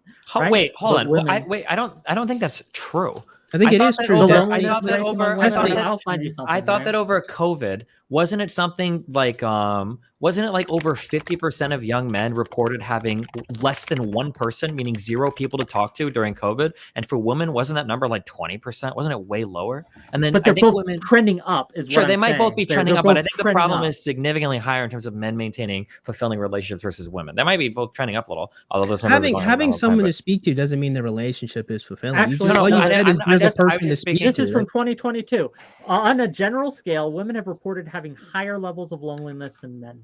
So how that translates into the number of women who feel lonely, I'm not sure. But the women who do feel lonely report Shoot the link in at a chat. I'm higher curious. I'll level read it. than Go. men. I'm just curious. Shoot me. Especially the older that women get. I mean, women over 50 are basically the most demonized and ignored group of demographic of people, but nobody cares about them, obviously. Well, I don't think that's even true. I'm pretty sure it's men that reach That those is ages true. because they kill themselves like greater than any other cohort, I think, in the entire United States. I don't know about it. Maybe it's different in the UK, but that's because men are more successful at suicide attempts. It doesn't mean that they. That's because men want to kill them. If you don't kill yourself when you try to kill yourself, it's because you don't want to kill yourself. Men kill themselves more because they want to kill themselves. Well, no, it also depends on the method. Men use guns more because so they than want to women, for die. instance. Nobody that wants to die eats Benadryl. Okay, men kill themselves more because they want to kill themselves. How do you know this? Do you know what's going on in a woman's head when she's because you don't? Because like 52% of women are already on antidepressants. They know what these medications do. Okay, eating 10 Benadryl is not the way to kill yourself. If you want to kill yourself, you'll kill yourself. You'll find a way to do it. There's plenty of things in life that can kill us if you really want to die.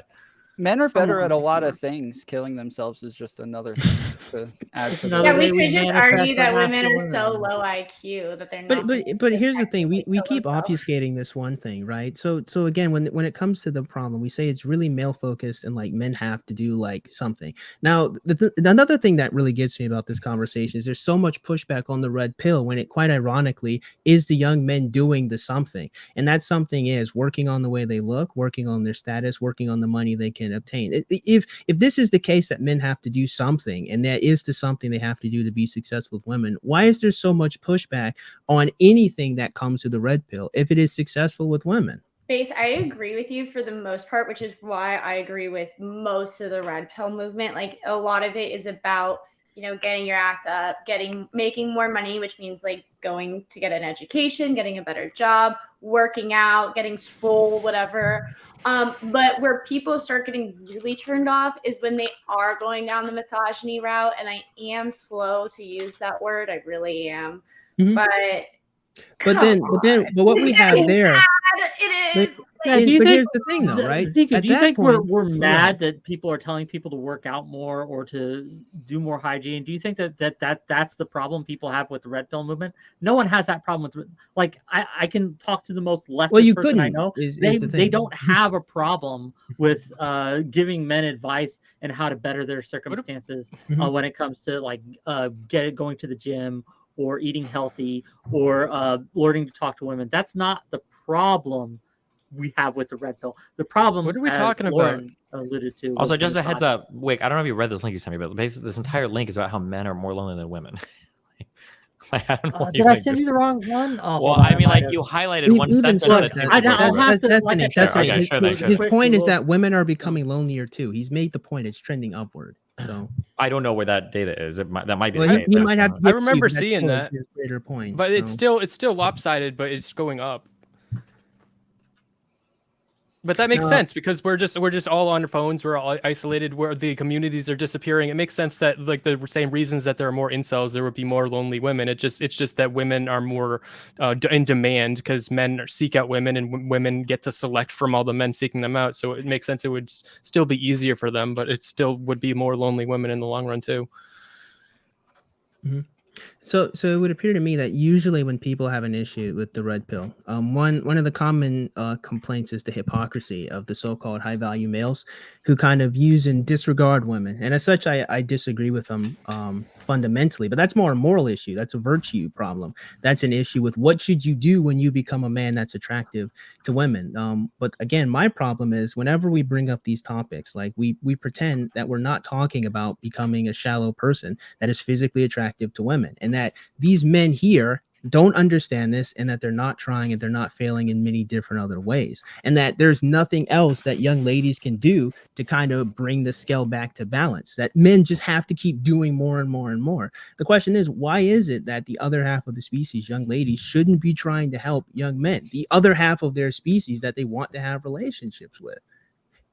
This is what I think. I think men should demand more of women and stop being so fucking stupid and just, oh, I only care about young, pretty girls. I'm gonna just try to fuck pretty 22-year-olds. No, try to take some fucking notes from women that are more selective, that don't just fuck like the some cute fuck boy. They here's the like, oh, problem. I want a guy who has some skills and some experience. You know, you should have the same things about women. You should try to date women that are actually gonna like not be a drag and actually make your life a little bit better because they have something to offer. If this were the case, why do so many women constantly complain about the fuckboy or bad toxic relationships they have? If women Because are they're selecting fucking these them. type of men, wouldn't they all just be happy? There'd be no Okay, complaining. this is okay. I had a lot of success on Tinder, but I hate Tinder. But I had a lot of success getting laid, but I never was able to find like lasting relationships on Tinder. I was only able to find those in other places, but it was really easy for me to get laid. So yeah, sure, like women are fucking these, like, because I mean, when I was using Tinder a lot, I was absolutely like a fucking massive fuck boy.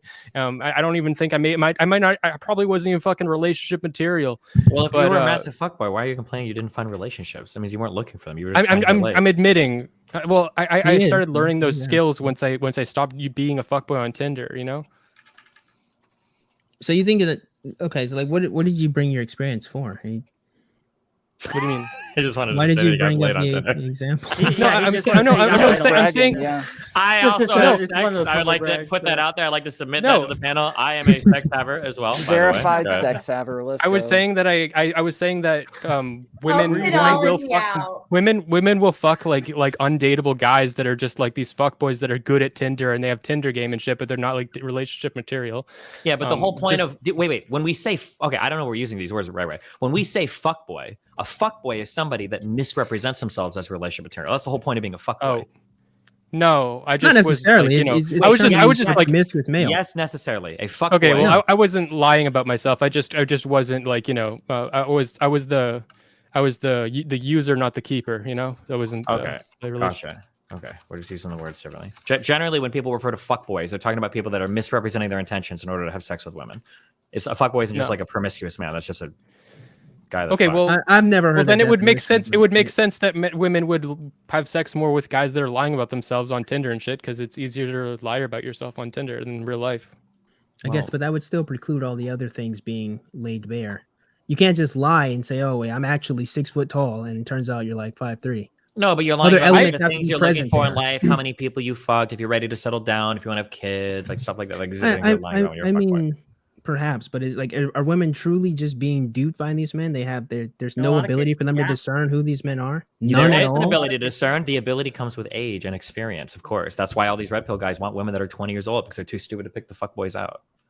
I actually think that's probably more of them being shallow than they're being too stupid to pick them out. Because the No, question that is, is- it's what literally you've verbatim just what done they say. actually, what you've actually just did is infantilize women and just admitted they have a lack hold of on, yes, ability I to do- I understand the type infantilize- of men who aren't Yes. actually going to be the men that could be in Yes, relationships. I do infantilize 20-year-old women because they are children. That is correct. Yes. So 20-year-old women, at one point, okay, hold on. 20-year-old women are too dumb to pick up. So are 20-year-old men. But I mean, like, that's the reality. You learn as you get older, of course. What do you mean? I You make infantilize bad people that are decisions when when late you're teens younger. and early Yeah, 20s. Yeah, of course. That's everybody. Yeah, of course. I was a fucking idiot when I was in my early 20s. Yeah. Oh, okay, but hold on. So then why are some people successful and other people aren't then, Destiny? Like we have like Ben Shapiro. He knew exactly what he wanted when he was younger. Ben Why do we Shapiro's have some whole people who are life- able to get into relationships and maintain them? Because Ben Shapiro's life is on rails, dude. Didn't Ben he Shapiro want had to be a an violinist? and he had an amazing family. She had an amazing family. They had an amazing background. They had good relationship training from their parents. They probably had a whole bunch of religion. They had a whole bunch of shit that went right. So then, and probably so a then the healthy problem degree of isn't luck being as well. dumb. Oh, sorry, I thought you wanted me to Okay, answer the question. My bad. the problem isn't being dumb then. The problem is a lack of opportunity, a lack Ben of having Shapiro a more prosperous now, life. if that I be the bet you case. if you asked him, he would say this. I would bet some money on this. Ben Shapiro now is a smarter, wiser Ben Shapiro than when he was 20. I don't. But Yeah. that's funny. He's asking how at 20 did he figure it out? Some people at 20 get lucky. There are some people that marry as high school sweethearts. It happens. But in general, you have some bad relationships. You learn what to avoid, and then you get older, and then you don't fall for the same traps. For guys, it might be getting attracted to crazy girls that lie about being on birth control. For girls, it might be being attracted to tall bad boys with questionable histories, but they really want to settle down with me because I'm special, right? Like everybody learns these things as you get a little bit older. That's what happens. Well, quite ironically, they don't because the incels seem to not be able to figure it out. For one, but for two, Because they're not having enough experiences. Because they're not having the experience. Yeah. Well, okay, so then one, how are we even supposed to help these guys out in the first place if they're not having the experiences? But two, why again are we pretending that women can't ascertain who's going to be a good partner and who isn't? I already said for one, it's because the only way to do it is to be in spaces with women. You can't train. You can't read a book. Hold on, Destiny. You can't read a book. You can't talk to older people that have actually had successful relationships. You only have to have bad relationships to learn them. That's generally how you learn. nonsense? You learn through relationships. I mean, you can have better relationships modeled for you, and then you can start off on a better foot, of course. People coming from an abusive household probably have to learn a whole lot more than people come from really, really healthy households. But Okay, but that would be pretty obvious, right? We got about that's 5 why I minutes just said left it, yeah. on this topic. But Women it's not are a able binary to- thing. It's not like you either know everything, you don't know anything, but you learn a little bit as you grow. Hold on, are you really fighting me on the idea that you can learn to avoid like harmful types of relationships by having some relationship experience? Are you really fighting me on that No, point? I'm fighting that it is 30-year-old necessary women, for this to be the 30-year-old women have better pick better men than fucking 20-year-old women. But Like even- like I don't the even know women if you're you can talking even about are 20 years old. substantiate that. But here's the problem. One, we have to substantiate that. You guys just say, "Oh, well, they have experience now; they pick better." Is that the case? Is that true? Where would we Yeah, if even they're come to still this single. conclusion? Especially if they're still single. Number one, are you saying that there are no other good men that they could have picked after they got to this point? If you do something more, you are better at it. That is the hope that that be the case. What I'm saying is that is not what we see in practice. We are not saying that So women are you going think that through all women these are just bad stupid? relationships and then they end. Ironically, I'm not saying that they're just stupid. You guys are saying They're that evil. they're just You're stupid saying that because they're they have to evil. have these bad relationships to learn. They can't learn from any other source. They can't learn Okay, from so their like, parents. They so can't learn here's from like their a friends. random stat. It seems like the average woman gets married at 27 years old. Does that not imply that she needed a couple relationships first to figure out what she really wanted? Or Actually, it could imply that she waited to get married after she finished schooling. We don't know. We just have a stat. Like, why is she waiting? We don't know. You can't just say she waited. Therefore, it's because she had to learn through bad relationships. Lauren, what was your solution for incels? Well, okay, I was saying that it is their responsibility to solve. It is their problem, even if it's not their fault. So it is their responsibility to solve it. However, that doesn't mean that society in general should leave them behind to resolve their issue on their own. I think a lot of the solutions can be made in school. We can provide more social classes. We could provide more opportunities for children to actually socialize and learn socializing techniques and learn therapeutic behaviors to help them interact with society better, and also the dangers of being addicted to technology and apps that make you socially inept. Okay. Well, we're going to go ahead and end that topic there. We'll go through closing statements real quick. So we'll start with Whick. Yeah. This is a difficult situation because the solution is simple, but it is hard to accomplish. It's hard to help them as well for a couple reasons. A lot of them are resistant to help because they're bitter. They want to blame everyone else. But also, much like trying to teach your older relatives technology, it's not something they're familiar with, and it's very frustrating to do. So often you give up or pawn it on to someone else.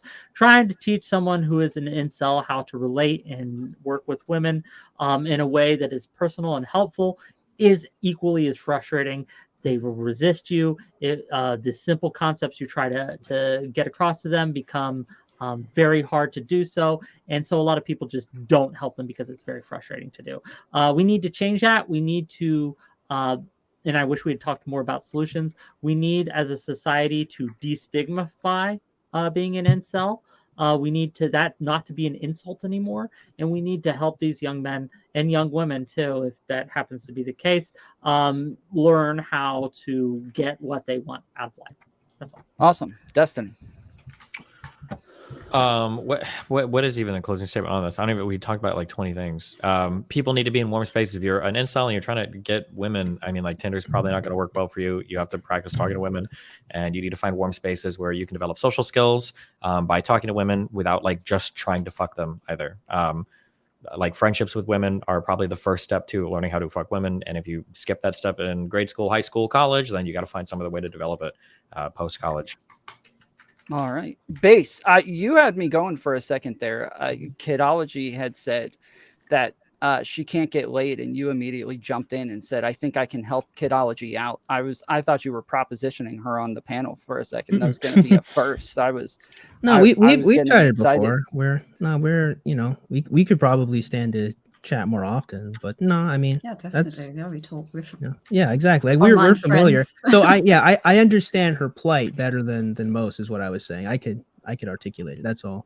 But all right, let's hear your closing statements, sir. So my closing statements are I think a lot of people do understand that the incel does need to work on himself. And I would actually go the extra step and say it's not simply just working on your physical attributes, like with good hygiene. And it's not simply just having a good personality when you go talk to someone. You actually need to focus on your virtue and the purpose behind having a relationship and why you want to be with the woman in the first place, which I think is very important because I'm going to tie it all together. It's interesting to me that Destiny says the reason why a lot of these women have have these bad relationships. It's just inexperience and the fact that they just don't know the correct model. They have to learn through bad experiences. The truth of the matter is, one, lots of trauma with these women ends up damaging them. A lot of them don't recover from this trauma. A lot of them don't become better people, and they don't end up then selecting better men. We see a lot of it on Kevin Samuel's old shows. What does this have to do with incels? It has a lot to do with incels, right? Because women are the other half of the equation. When it comes to it, Yeah, but how? we need to have. I'm telling you, if you I'm sorry. allow me to finish, I'm sorry. I'm going to bring it all together. So what's important is what we have is a system where we only tell men that they have to rise to the occasion and they have to keep doing more and more and more.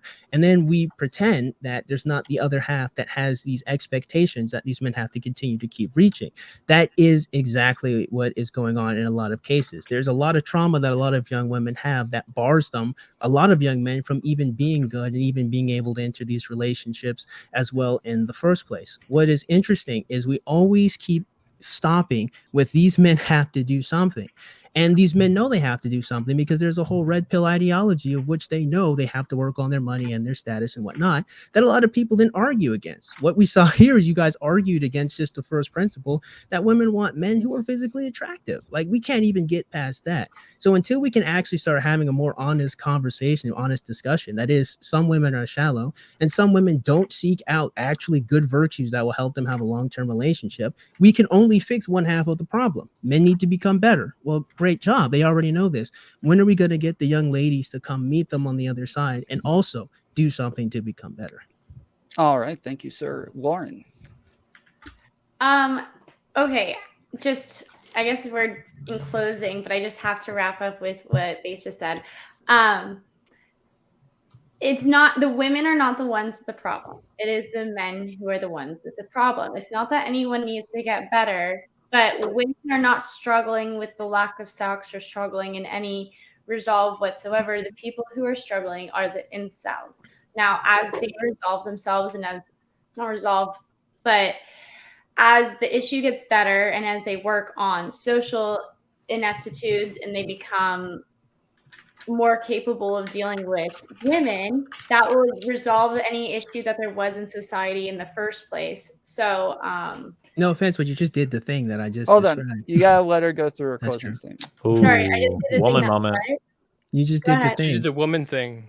Woman thing. No, you did the thing where you did said do the the men thing. have to do something, and then Yep. but it's not women. Women don't have to do anything. That is No, I'm not Disgusting. saying that the women thing. don't have to do something. What I'm saying is that it's not like women who are currently struggling.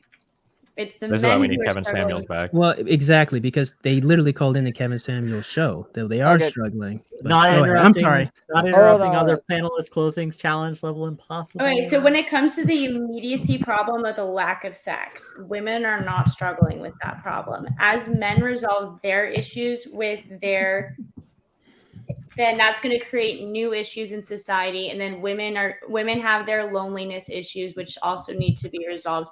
And even though they're interwoven, they're separate. And it's not about blame, it's about resolving the actual issue at hand. The issue with incels is their incapabilities of dealing in society, their basically their autismness, their inability to connect with women and people in general. A lot of this has to do with technology, and this is a large societal issue, but in order for you to resolve the large societal issue, you have to look inward at yourself, and the people with the problem are the ones who have to, in the end, resolve the problem. I guess that could be encouraged through classes such as in high school, having more opportunities for socializing, longer lunch breaks, more proms and dances and stuff like this. But in the end, it's still a men's issue. All right. Smeth. Okay, I agree with Bass that it is more than just a men's issue. It's a double-sided problem. It's a societal issue. I think that men are the ones that are dealing with it, but I think if we want to change it, we have to change some of the things that we've been leaning on for so long. I think that if you want to do, I think his solution is to like do kind of the red pill thing and you play into it. So men need to be better, but also blame women because women are shallow and all that. But I don't agree with that. What I think is that you have to. I think women are gatekeeping being loved, or the object in the relationship between men and women. And if we want men to know how to be loved and how to experience that kind of intimacy, we have to be willing to love men. And we don't really love men. We just want men to be automatons that we exploit for their physical labor. And we want women to be like people that we exploit for their emotional and their sexual labor. And we still have not bridged that gap. All right. And then Kidology. Well, yes, I agree with Baz on most things. I think that incels, even if they are not necessarily oppressed in the way that some other groups are, I think that they definitely feel oppressed. And we should acknowledge that, and we should understand why, and try to understand and grapple with why they feel that way.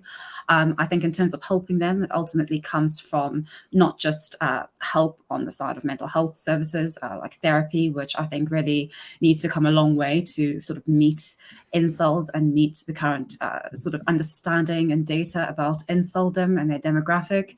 But I think importantly, incels need to also stop victimizing themselves perpetually and ultimately justifying sort of the state that they find themselves in and projecting all that blame onto everybody else. I think that, for instance, I think another issue is that we ultimately reduce the problems that a lot of young men and women face today with regards to intimacy, to sex, like to celibacy, being involuntarily celibate. And I think that's wrong. I think, well, at least most women have bad sex more so than good sex. Most women have undergone some kind of sexual trauma or sexual assault. And I think men also ultimately reduce like sort of happiness to having an orgasm or whatever they see in pornography.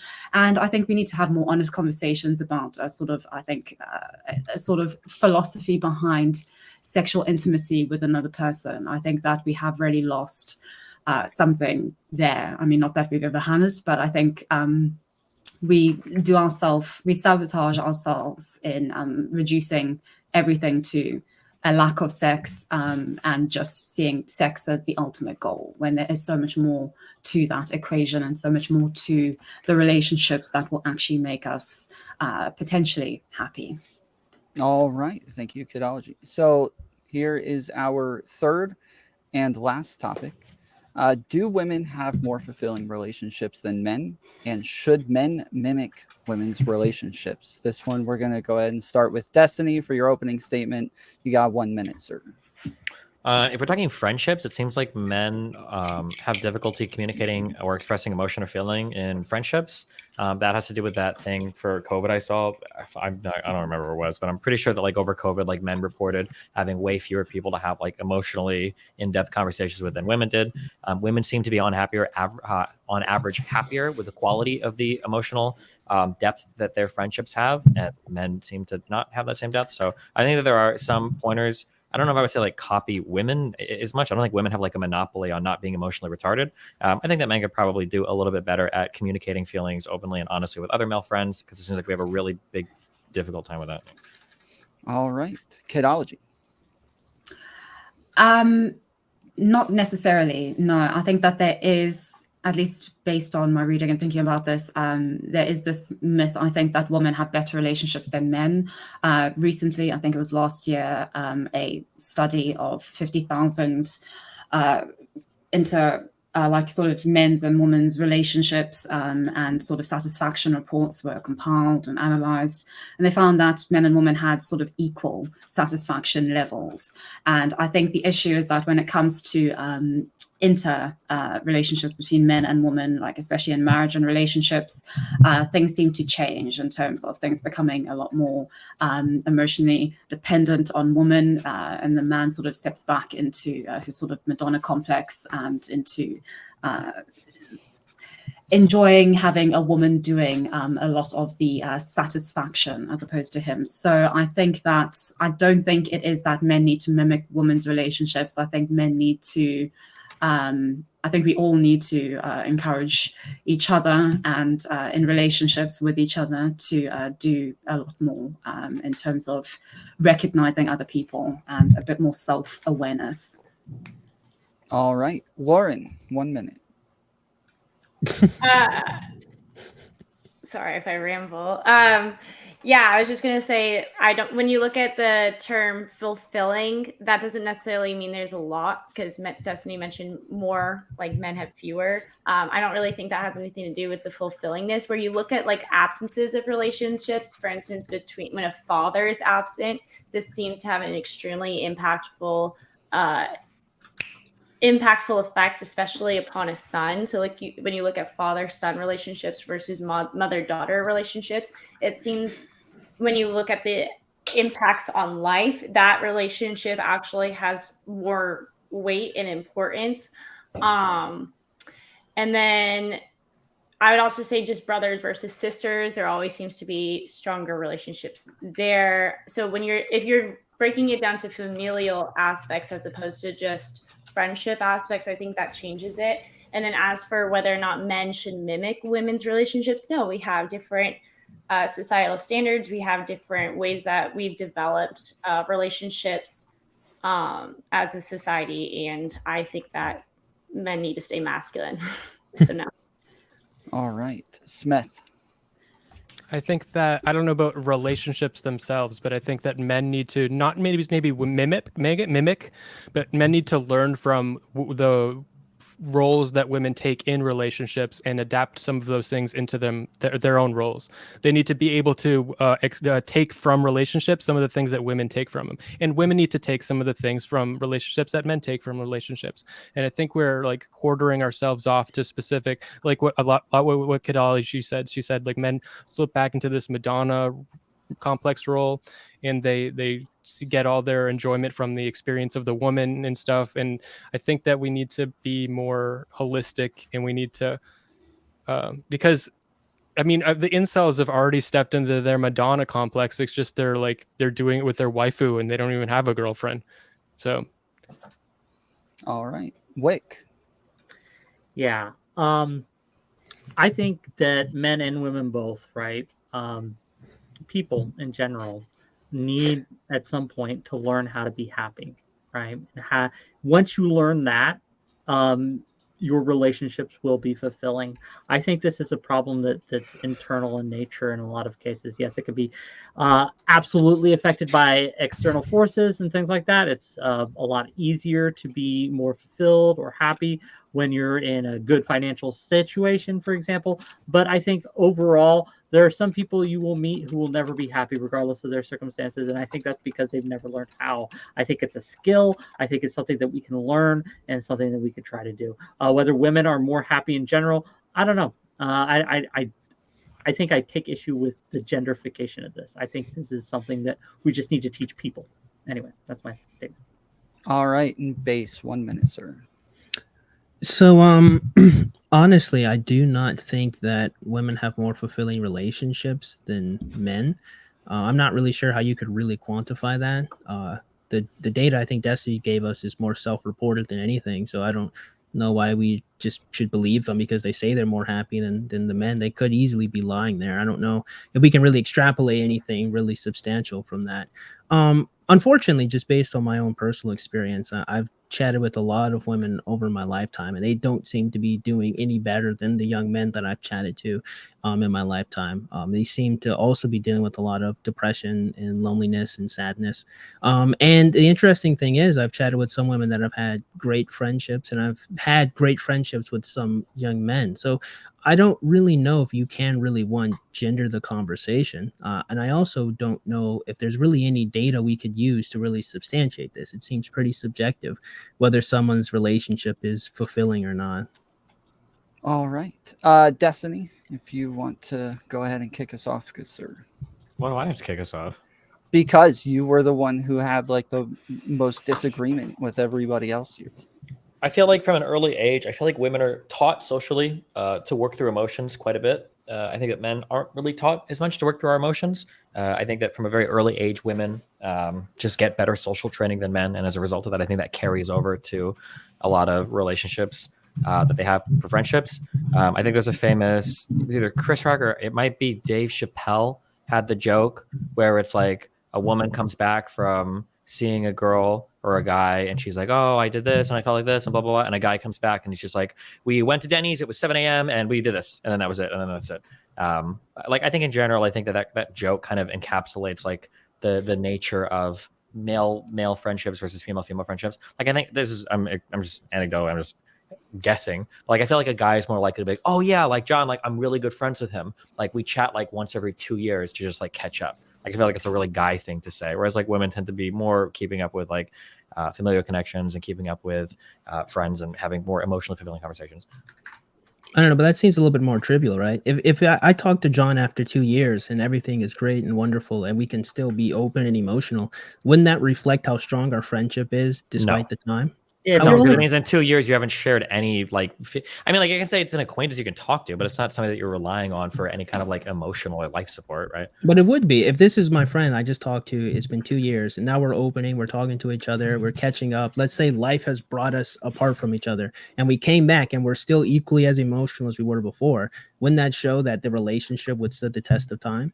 Versus a young lady, right, who says she needs to talk to someone like consistently in order to maintain her relationship. No, it's barely. It's easy to maintain friendship with somebody you're only talking to them once every 2 years. Like, I like, how is that easy to maintain if you're not talking to them? Because you don't see any of the bad things. You just romanticize it. It's a guy that you meet every 2 years, and he's like, cool. That's an assumption, though. You assume that you get an assumption. It's de a facto. To spend more time around somebody and to maintain a friendship through multiple interactions and engagements shows that the metal of that friendship is much stronger. That's but let's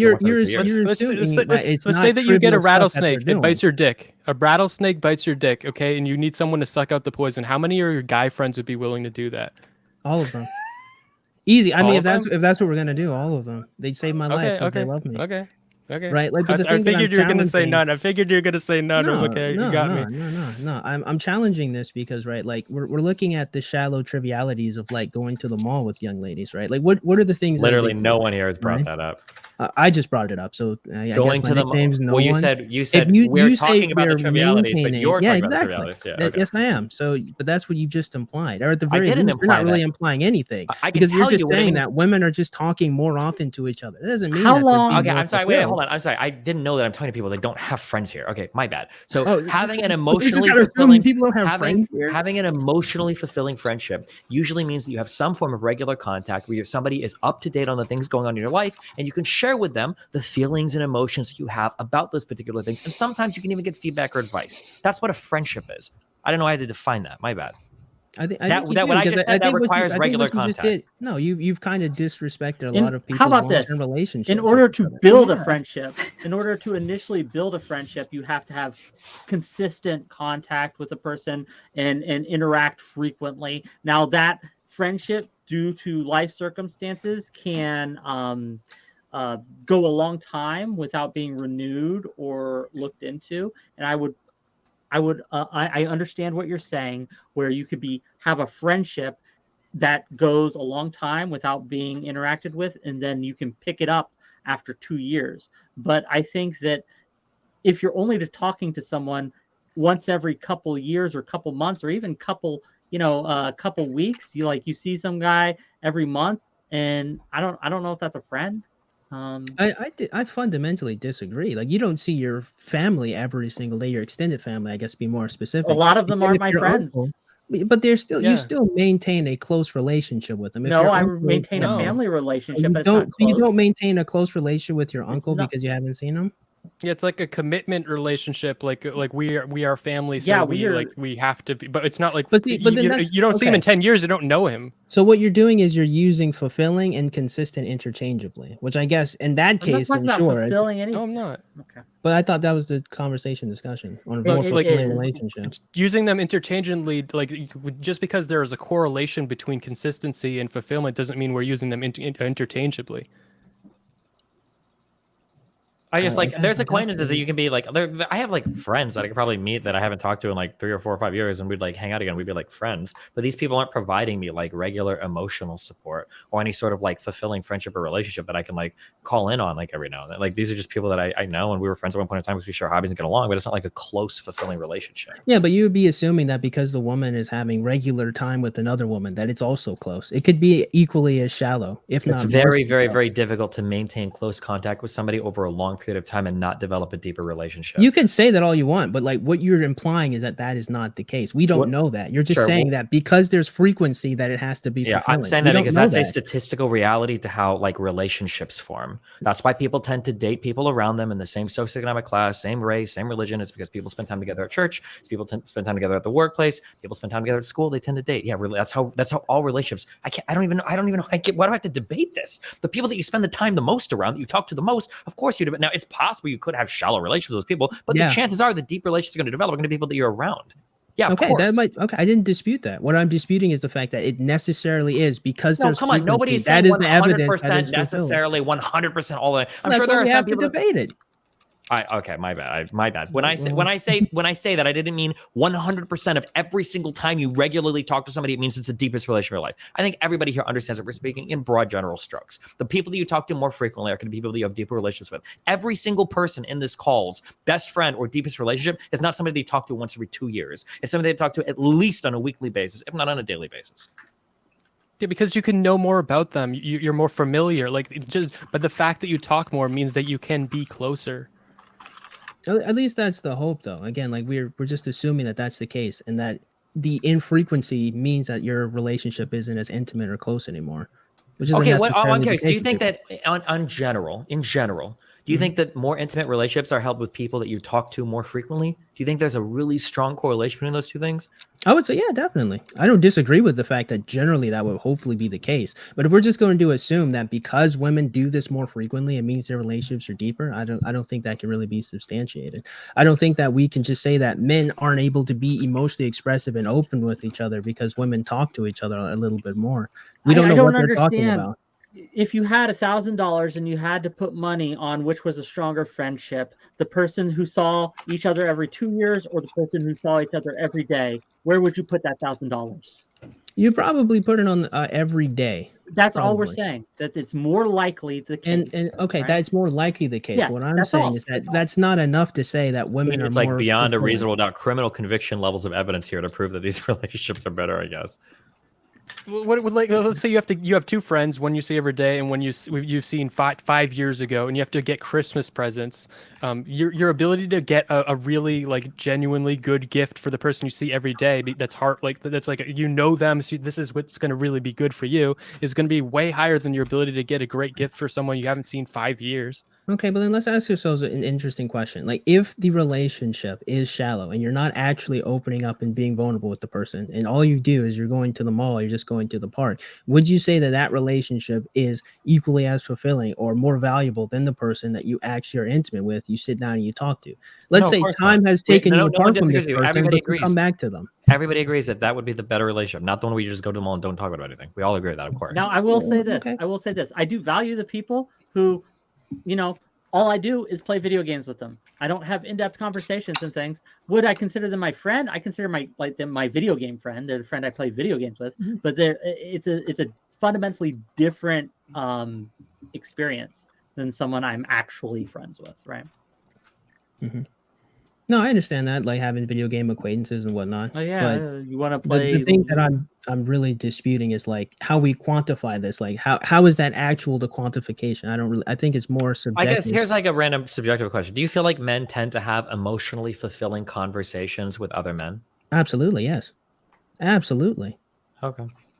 Well, I mean, I think that's could you dispute the reason. Yeah, I think that's the reason the conversation is happening in the first place. I think men tend to suffer in silence. I think that's why they kill themselves more often. I think that's why they have issues admitting that they even have problems. I think men tend to be quiet and just like deal with it, and they don't have the ability to use friends as an outlet as much as women are able to. If something will happen and you're scared and you don't know who you can talk to, and it's like like you're running down your list of people in your life, and it's like who am I close enough that I can talk to about this? You know what I mean?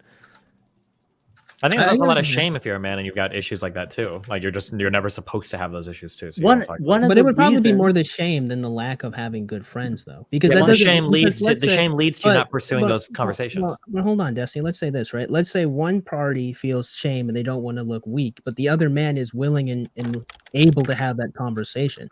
Like, are you going to say that these people aren't close because one person has to feel with the shame and move through that? Correct. I would say they're not close. Yes. Okay. Just like in a therapeutic relationship, if you're too ashamed or you're too shy or you're too scared to tell your therapist what's wrong, you're also not having a good therapeutic relationship. Correct. Okay. I still wouldn't maintain that every young man or even most of them are like that. I don't know.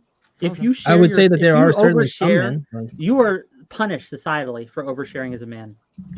You are. Well, definitely, but not to your So close again, intimate friends. if you can acknowledge that men are disproportionately punished for oversharing, would not it stand to reason that therefore men in general tend not to share their feelings to the level that women do? To women specifically, but not to young men. No, I wouldn't. No, in that. general, just in no, general. I wouldn't maintain that in general. No. Okay, well, I can't help you. You're just wrong. No, I apologize. Wow. I mean, I've spoken to very many young men who have been open, vulnerable, and would talk with these conversations. So to say this is like it just doesn't match any of my experience. I don't even know how you would quantify it. Is also what I keep saying.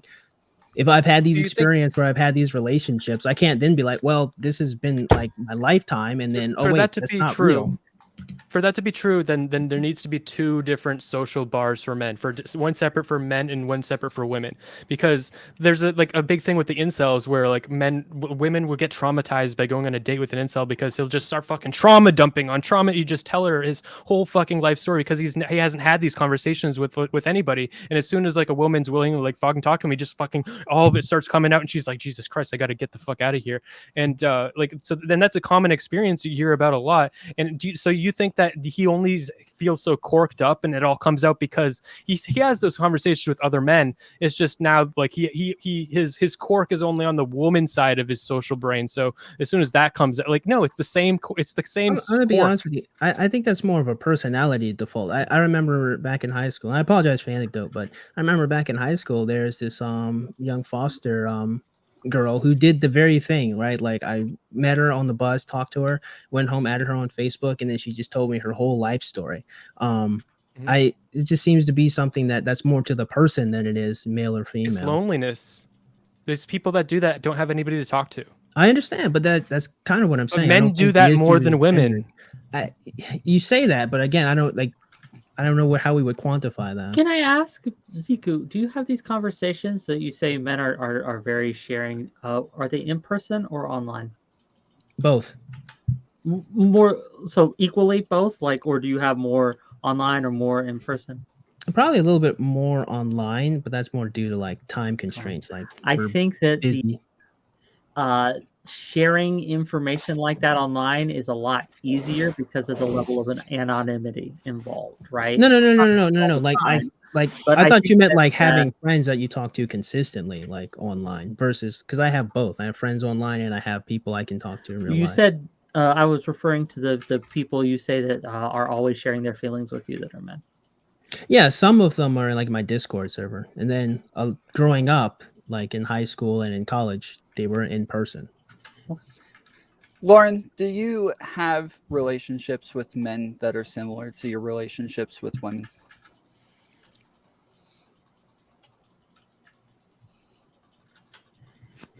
Is no one going to tell her? I guess that is exactly. Yeah. Oh, Lauren, you're muted. I don't know if I'm a great anecdote because I'm not a great anecdote because of just I'm weirdly unique that I have most of my friends are men. Like most of my close relationships are with men. However, would you call those intimate relationships? Yeah, like my closest friends are men for the most part. And then most of the women that I'm very good friends with are also like decently masculine. Just because like I rode crew and played football and was a math major and was joined the military. Like I was in a lot of men's spaces. So, but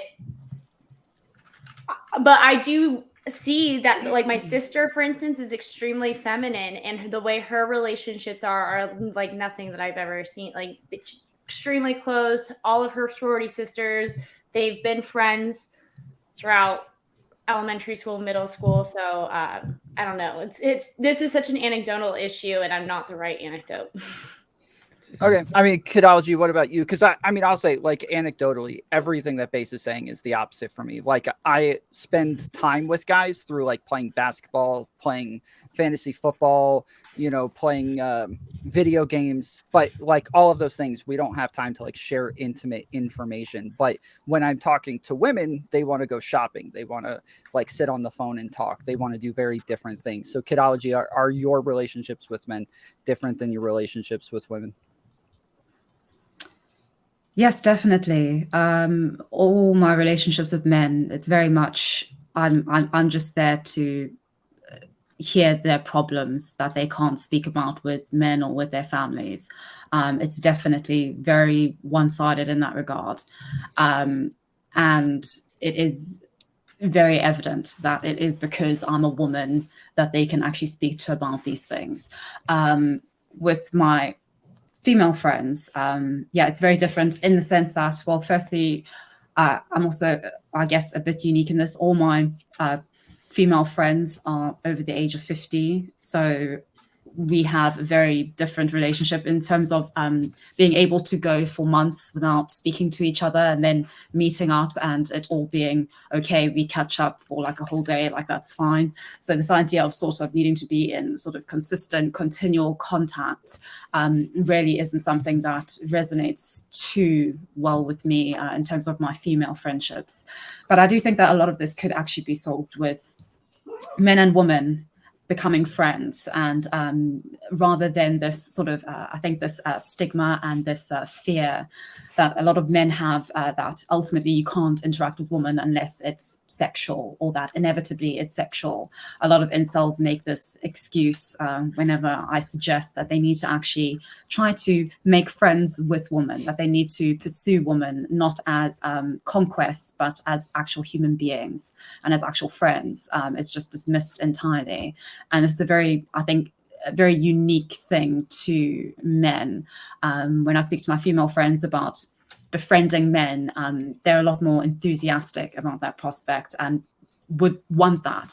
But I think there is just a disconnect in terms of how we see I think each other. that's really difficult for men, because having no women friends like makes you want a girlfriend so much more. So like, but having women friends also makes it easier to get a girlfriend. So it's like being single makes it harder to see women as friends, and it's harder to see women as friends, as just friends when you're single. It's kind of like a loop that like negatively feeds into itself. Like once you have a relationship and you're actually dating somebody, it's a lot easier to see a woman as a friend because you're not like desperately pining for somebody's attention, right? You've got a girlfriend. Yeah, exactly. You But can, an like, issue oh, that fuck I you. find, but an issue that I do find with, I've had this like 99% of the time with men who I'm friends with, is that when they try to initiate sort of like an actual relationship or like a sexual relationship and I don't reciprocate, then they end the friendship. Like That's entirely. totally fine, and that's super appropriate. That's what should happen. Yeah. No, but why should that happen when I say, well, I'm happy with us being friends? Like, Because if somebody has a friends. romantic interest in you and it's not reciprocated, then it's hard to convert that romantic interest into just a friend interest. Maybe well, it once takes time for it to convert into that. Well, it doesn't take time. It is What it takes is for it's them. definitely possible. No, it's it takes possible, time, but patience, and discipline. it's If it doesn't work no, out in the long okay. term, then fair enough. The But only way that ultimately, it's it'll work possible. is if they start dating somebody else. Realistically, if you've got a romantic attachment to somebody and they reject you, you're not going to be friends with that person unless you find somebody else first to like focus that kind of romantic attention on. Any other type of friendship is going to be incredibly And that is unhealthy. possible. Also, Yeah, it'd be really Kidology, hard. why were But they there's one more thing happening here, though. Also, I think that men are unable to see women as friends because the woman that they think that they can be intimate with, that intimacy is like bundled up with their sexual element of their relationship. So so they are unable to really see a woman in an intimate way without the sex being part of it too. Well, do you think that it may be a little bit more shallow and that men have a tough time being friends with women because their interests are just different? Maybe it isn't that men are dehumanizing women. I don't Maybe think they that's just true. like things. I don't think that's true. I think that like I've met men and women who share my interests.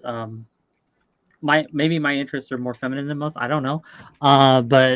Yeah, I just don't think that's true. I think that this isn't a gender issue when it comes to interest. I will say though that yes, if you are not in a relationship, if you're not having sex, then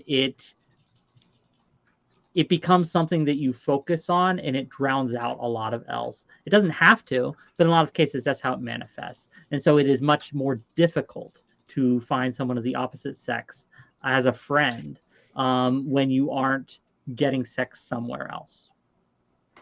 You know, it's interesting you guys say that, but I'm not even sure I could point to personal examples just within my own friend group or even online where someone said that I've been so lonely and I met this girl and I can't be friends. I just have to be with only her. I've never even seen that like played What out. you just said fiction. sounds like what every single guy I've ever heard in my entire life has said. I don't haven't think heard I that have at all. ever.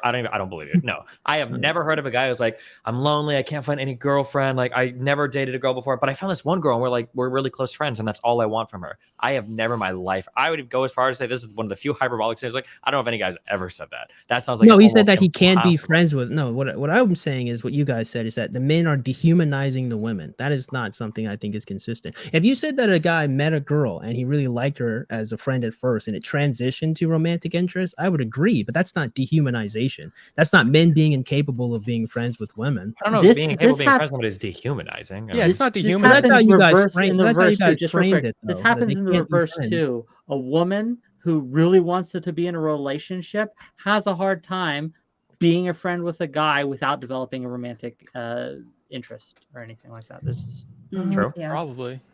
Absolutely. So you Yes, say. definitely.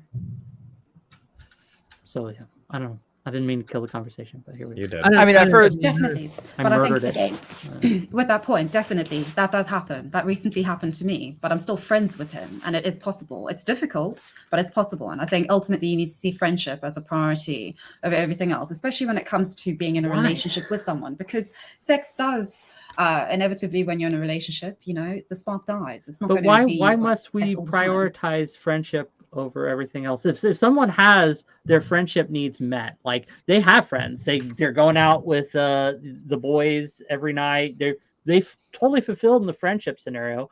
Why would they have to prioritize friendship? And not if that's what only- they're looking Because no for? friendship is the same. I value this friendship with this individual because of this individual, not because I'm comparing it to all my other friendships. Even on another level, I'm going to do the thing where a man tells women how they feel. I don't think I think Please do. women do tend to they view friendships and relationships very differently. I think it is incredibly rare that a woman will be friends with a man for more than like a couple weeks, if that, before deciding whether or not he's a potential romantic partner. It is incredibly rare that a woman is friends with a guy for a long time and then that changes into something romantic. I think the decisions on whether there's any sort of physical attraction or romanticism there is decided pretty early. I disagree completely. well, also women are pretty heavily stigmatized for like finding out that the guy that they're friends with are like have a romantic interest in them, and then they know that but stay friends with them anyways. Like women are like stigmatized for friend zoning them, for leading them on, for continuing to talk to them afterwards, You can making do that them in a think that they healthy have a way or an chance. unhealthy way. Like Yeah, as a woman, like people can do that kind of thing where they know the other person is romantically interested and still have a friendly relationship with them. They can do that in a healthy way, and they can do it in a very unhealthy way. And I've seen both play out, right? Yeah. And I think the big difference between that is in being just totally open, totally honest, right? So the unhealthy way is when they string them along and like, well, maybe, right? Maybe if my circumstances change, maybe once I'm done with school, maybe once this, because they value that friendship, but they don't want to lose that. So they kind of lead the guy on by letting them think. I think the leading on is a little bit more subtle when it comes to women. Again, because what I said before, I think that women tend to view romantic attachments and friendships as very separate things, but there's a lot more overlap there as opposed to how men view it. Like for women can have very emotionally intimate relationships with guys without feeling any romantic connection whatsoever. I think for guys, that's a lot more different.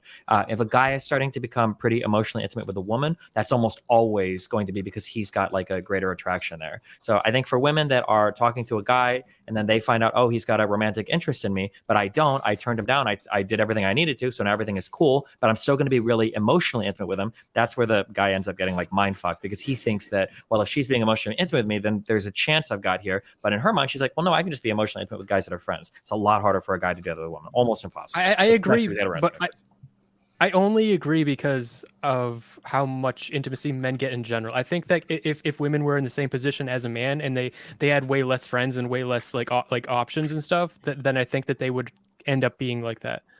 Possibly. Or if you just had more friends with women or relationships in general, you know. Like I said, once you're in a relationship, it's easier because you're not looking to fill that bucket with the first girl that comes along. You're not trying to like desperately make somebody a girlfriend or get that emotional intimacy that you need in a relationship. Lauren, you had something you wanted to say to Kidology earlier. Do you remember? No, I do not. We moved away. It's no longer relevant. Okay. All right. Well, we can go ahead and go to closing statements then. We will start with Smeth.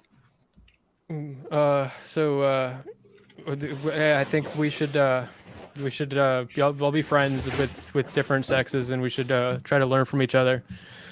I think that I think men just have to sort of be more selective, and kind of like the entitlement that men hate about women, like the red pill, like they have they'll see this entitlement that women have about how they select the men that they pick. Men just need to be like that. Just be more like, I need to pick women that are good for my life, and start, let's just be less like stupid horn dog brain, and be more like more selective and protective of yourself, and you know, don't throw yourself under the bus. That's what I think. All right, Whick. Yeah, friendship's important. You need it. But when it comes down to it, happiness is a choice. If you aren't fulfilled, make changes in your life so that you may be. Make sure that your happiness comes from an internal source rather than an external source, and you're good. You're golden. That's my statement. Thank you. Bass. I think the conversation here might be a little bit too subjective. As we saw in my experience, I've always been able to be open with my friends and them in turn. I've had female friends I've been able to be open with, and in turn, it's been reciprocated. I mean, of course, there's going to be some people who aren't, and there's going to be some young men who do bottle things up. But I don't know if we can just say men are incapable generally of it, or men don't have these relationships. Or that women have more fulfilling. I don't really know how to quantify that, and it just does seem to be very subjective. So I feel that it's kind of up to the individual. It's more about the character of the person than anything else. All right, Kidology.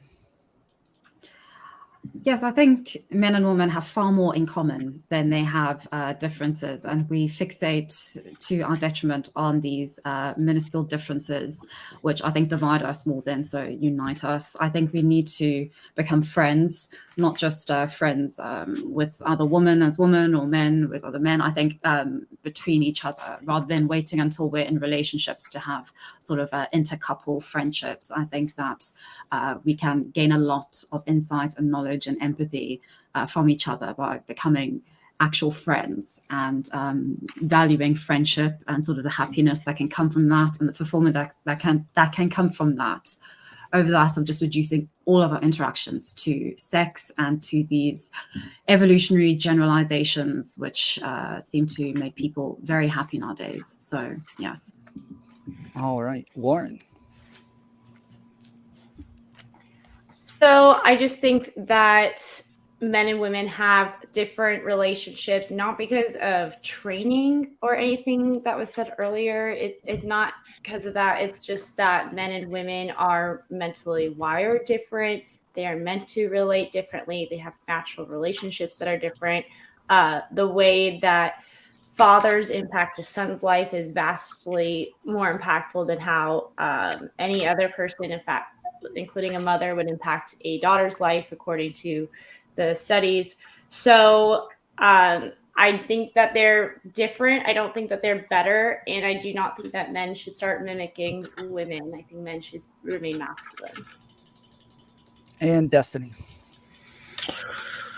What can I say that hasn't already been said? I think men are generally emotionally retarded. Need to work on not being that. That's my general takeaway. All right. Well, I appreciate everybody coming on. For anybody who wants to find any of these awesome people on this panel, we have all of their links in my description on YouTube. You can go to youtube.com/tomfooleryshow, and you can find each and every one of them. Thanks to Sassafras and Emperor Dave for producing the show and getting everybody on here, getting all the links and everything together. They did an awesome job setting up this panel. We're going to do probably 2 panels a week, so every other week we'll continue doing shootout panels. We stream them on Kick, YouTube, Twitch, and Facebook. We host debates, we cover drama, we have a wide variety of different political positions in the community. So come over here, check us out, and thank you guys all for coming on. Y'all have a good night. Thank you for Bye-bye. having me. Thank you. Later, fun. everybody. Bye. Bye.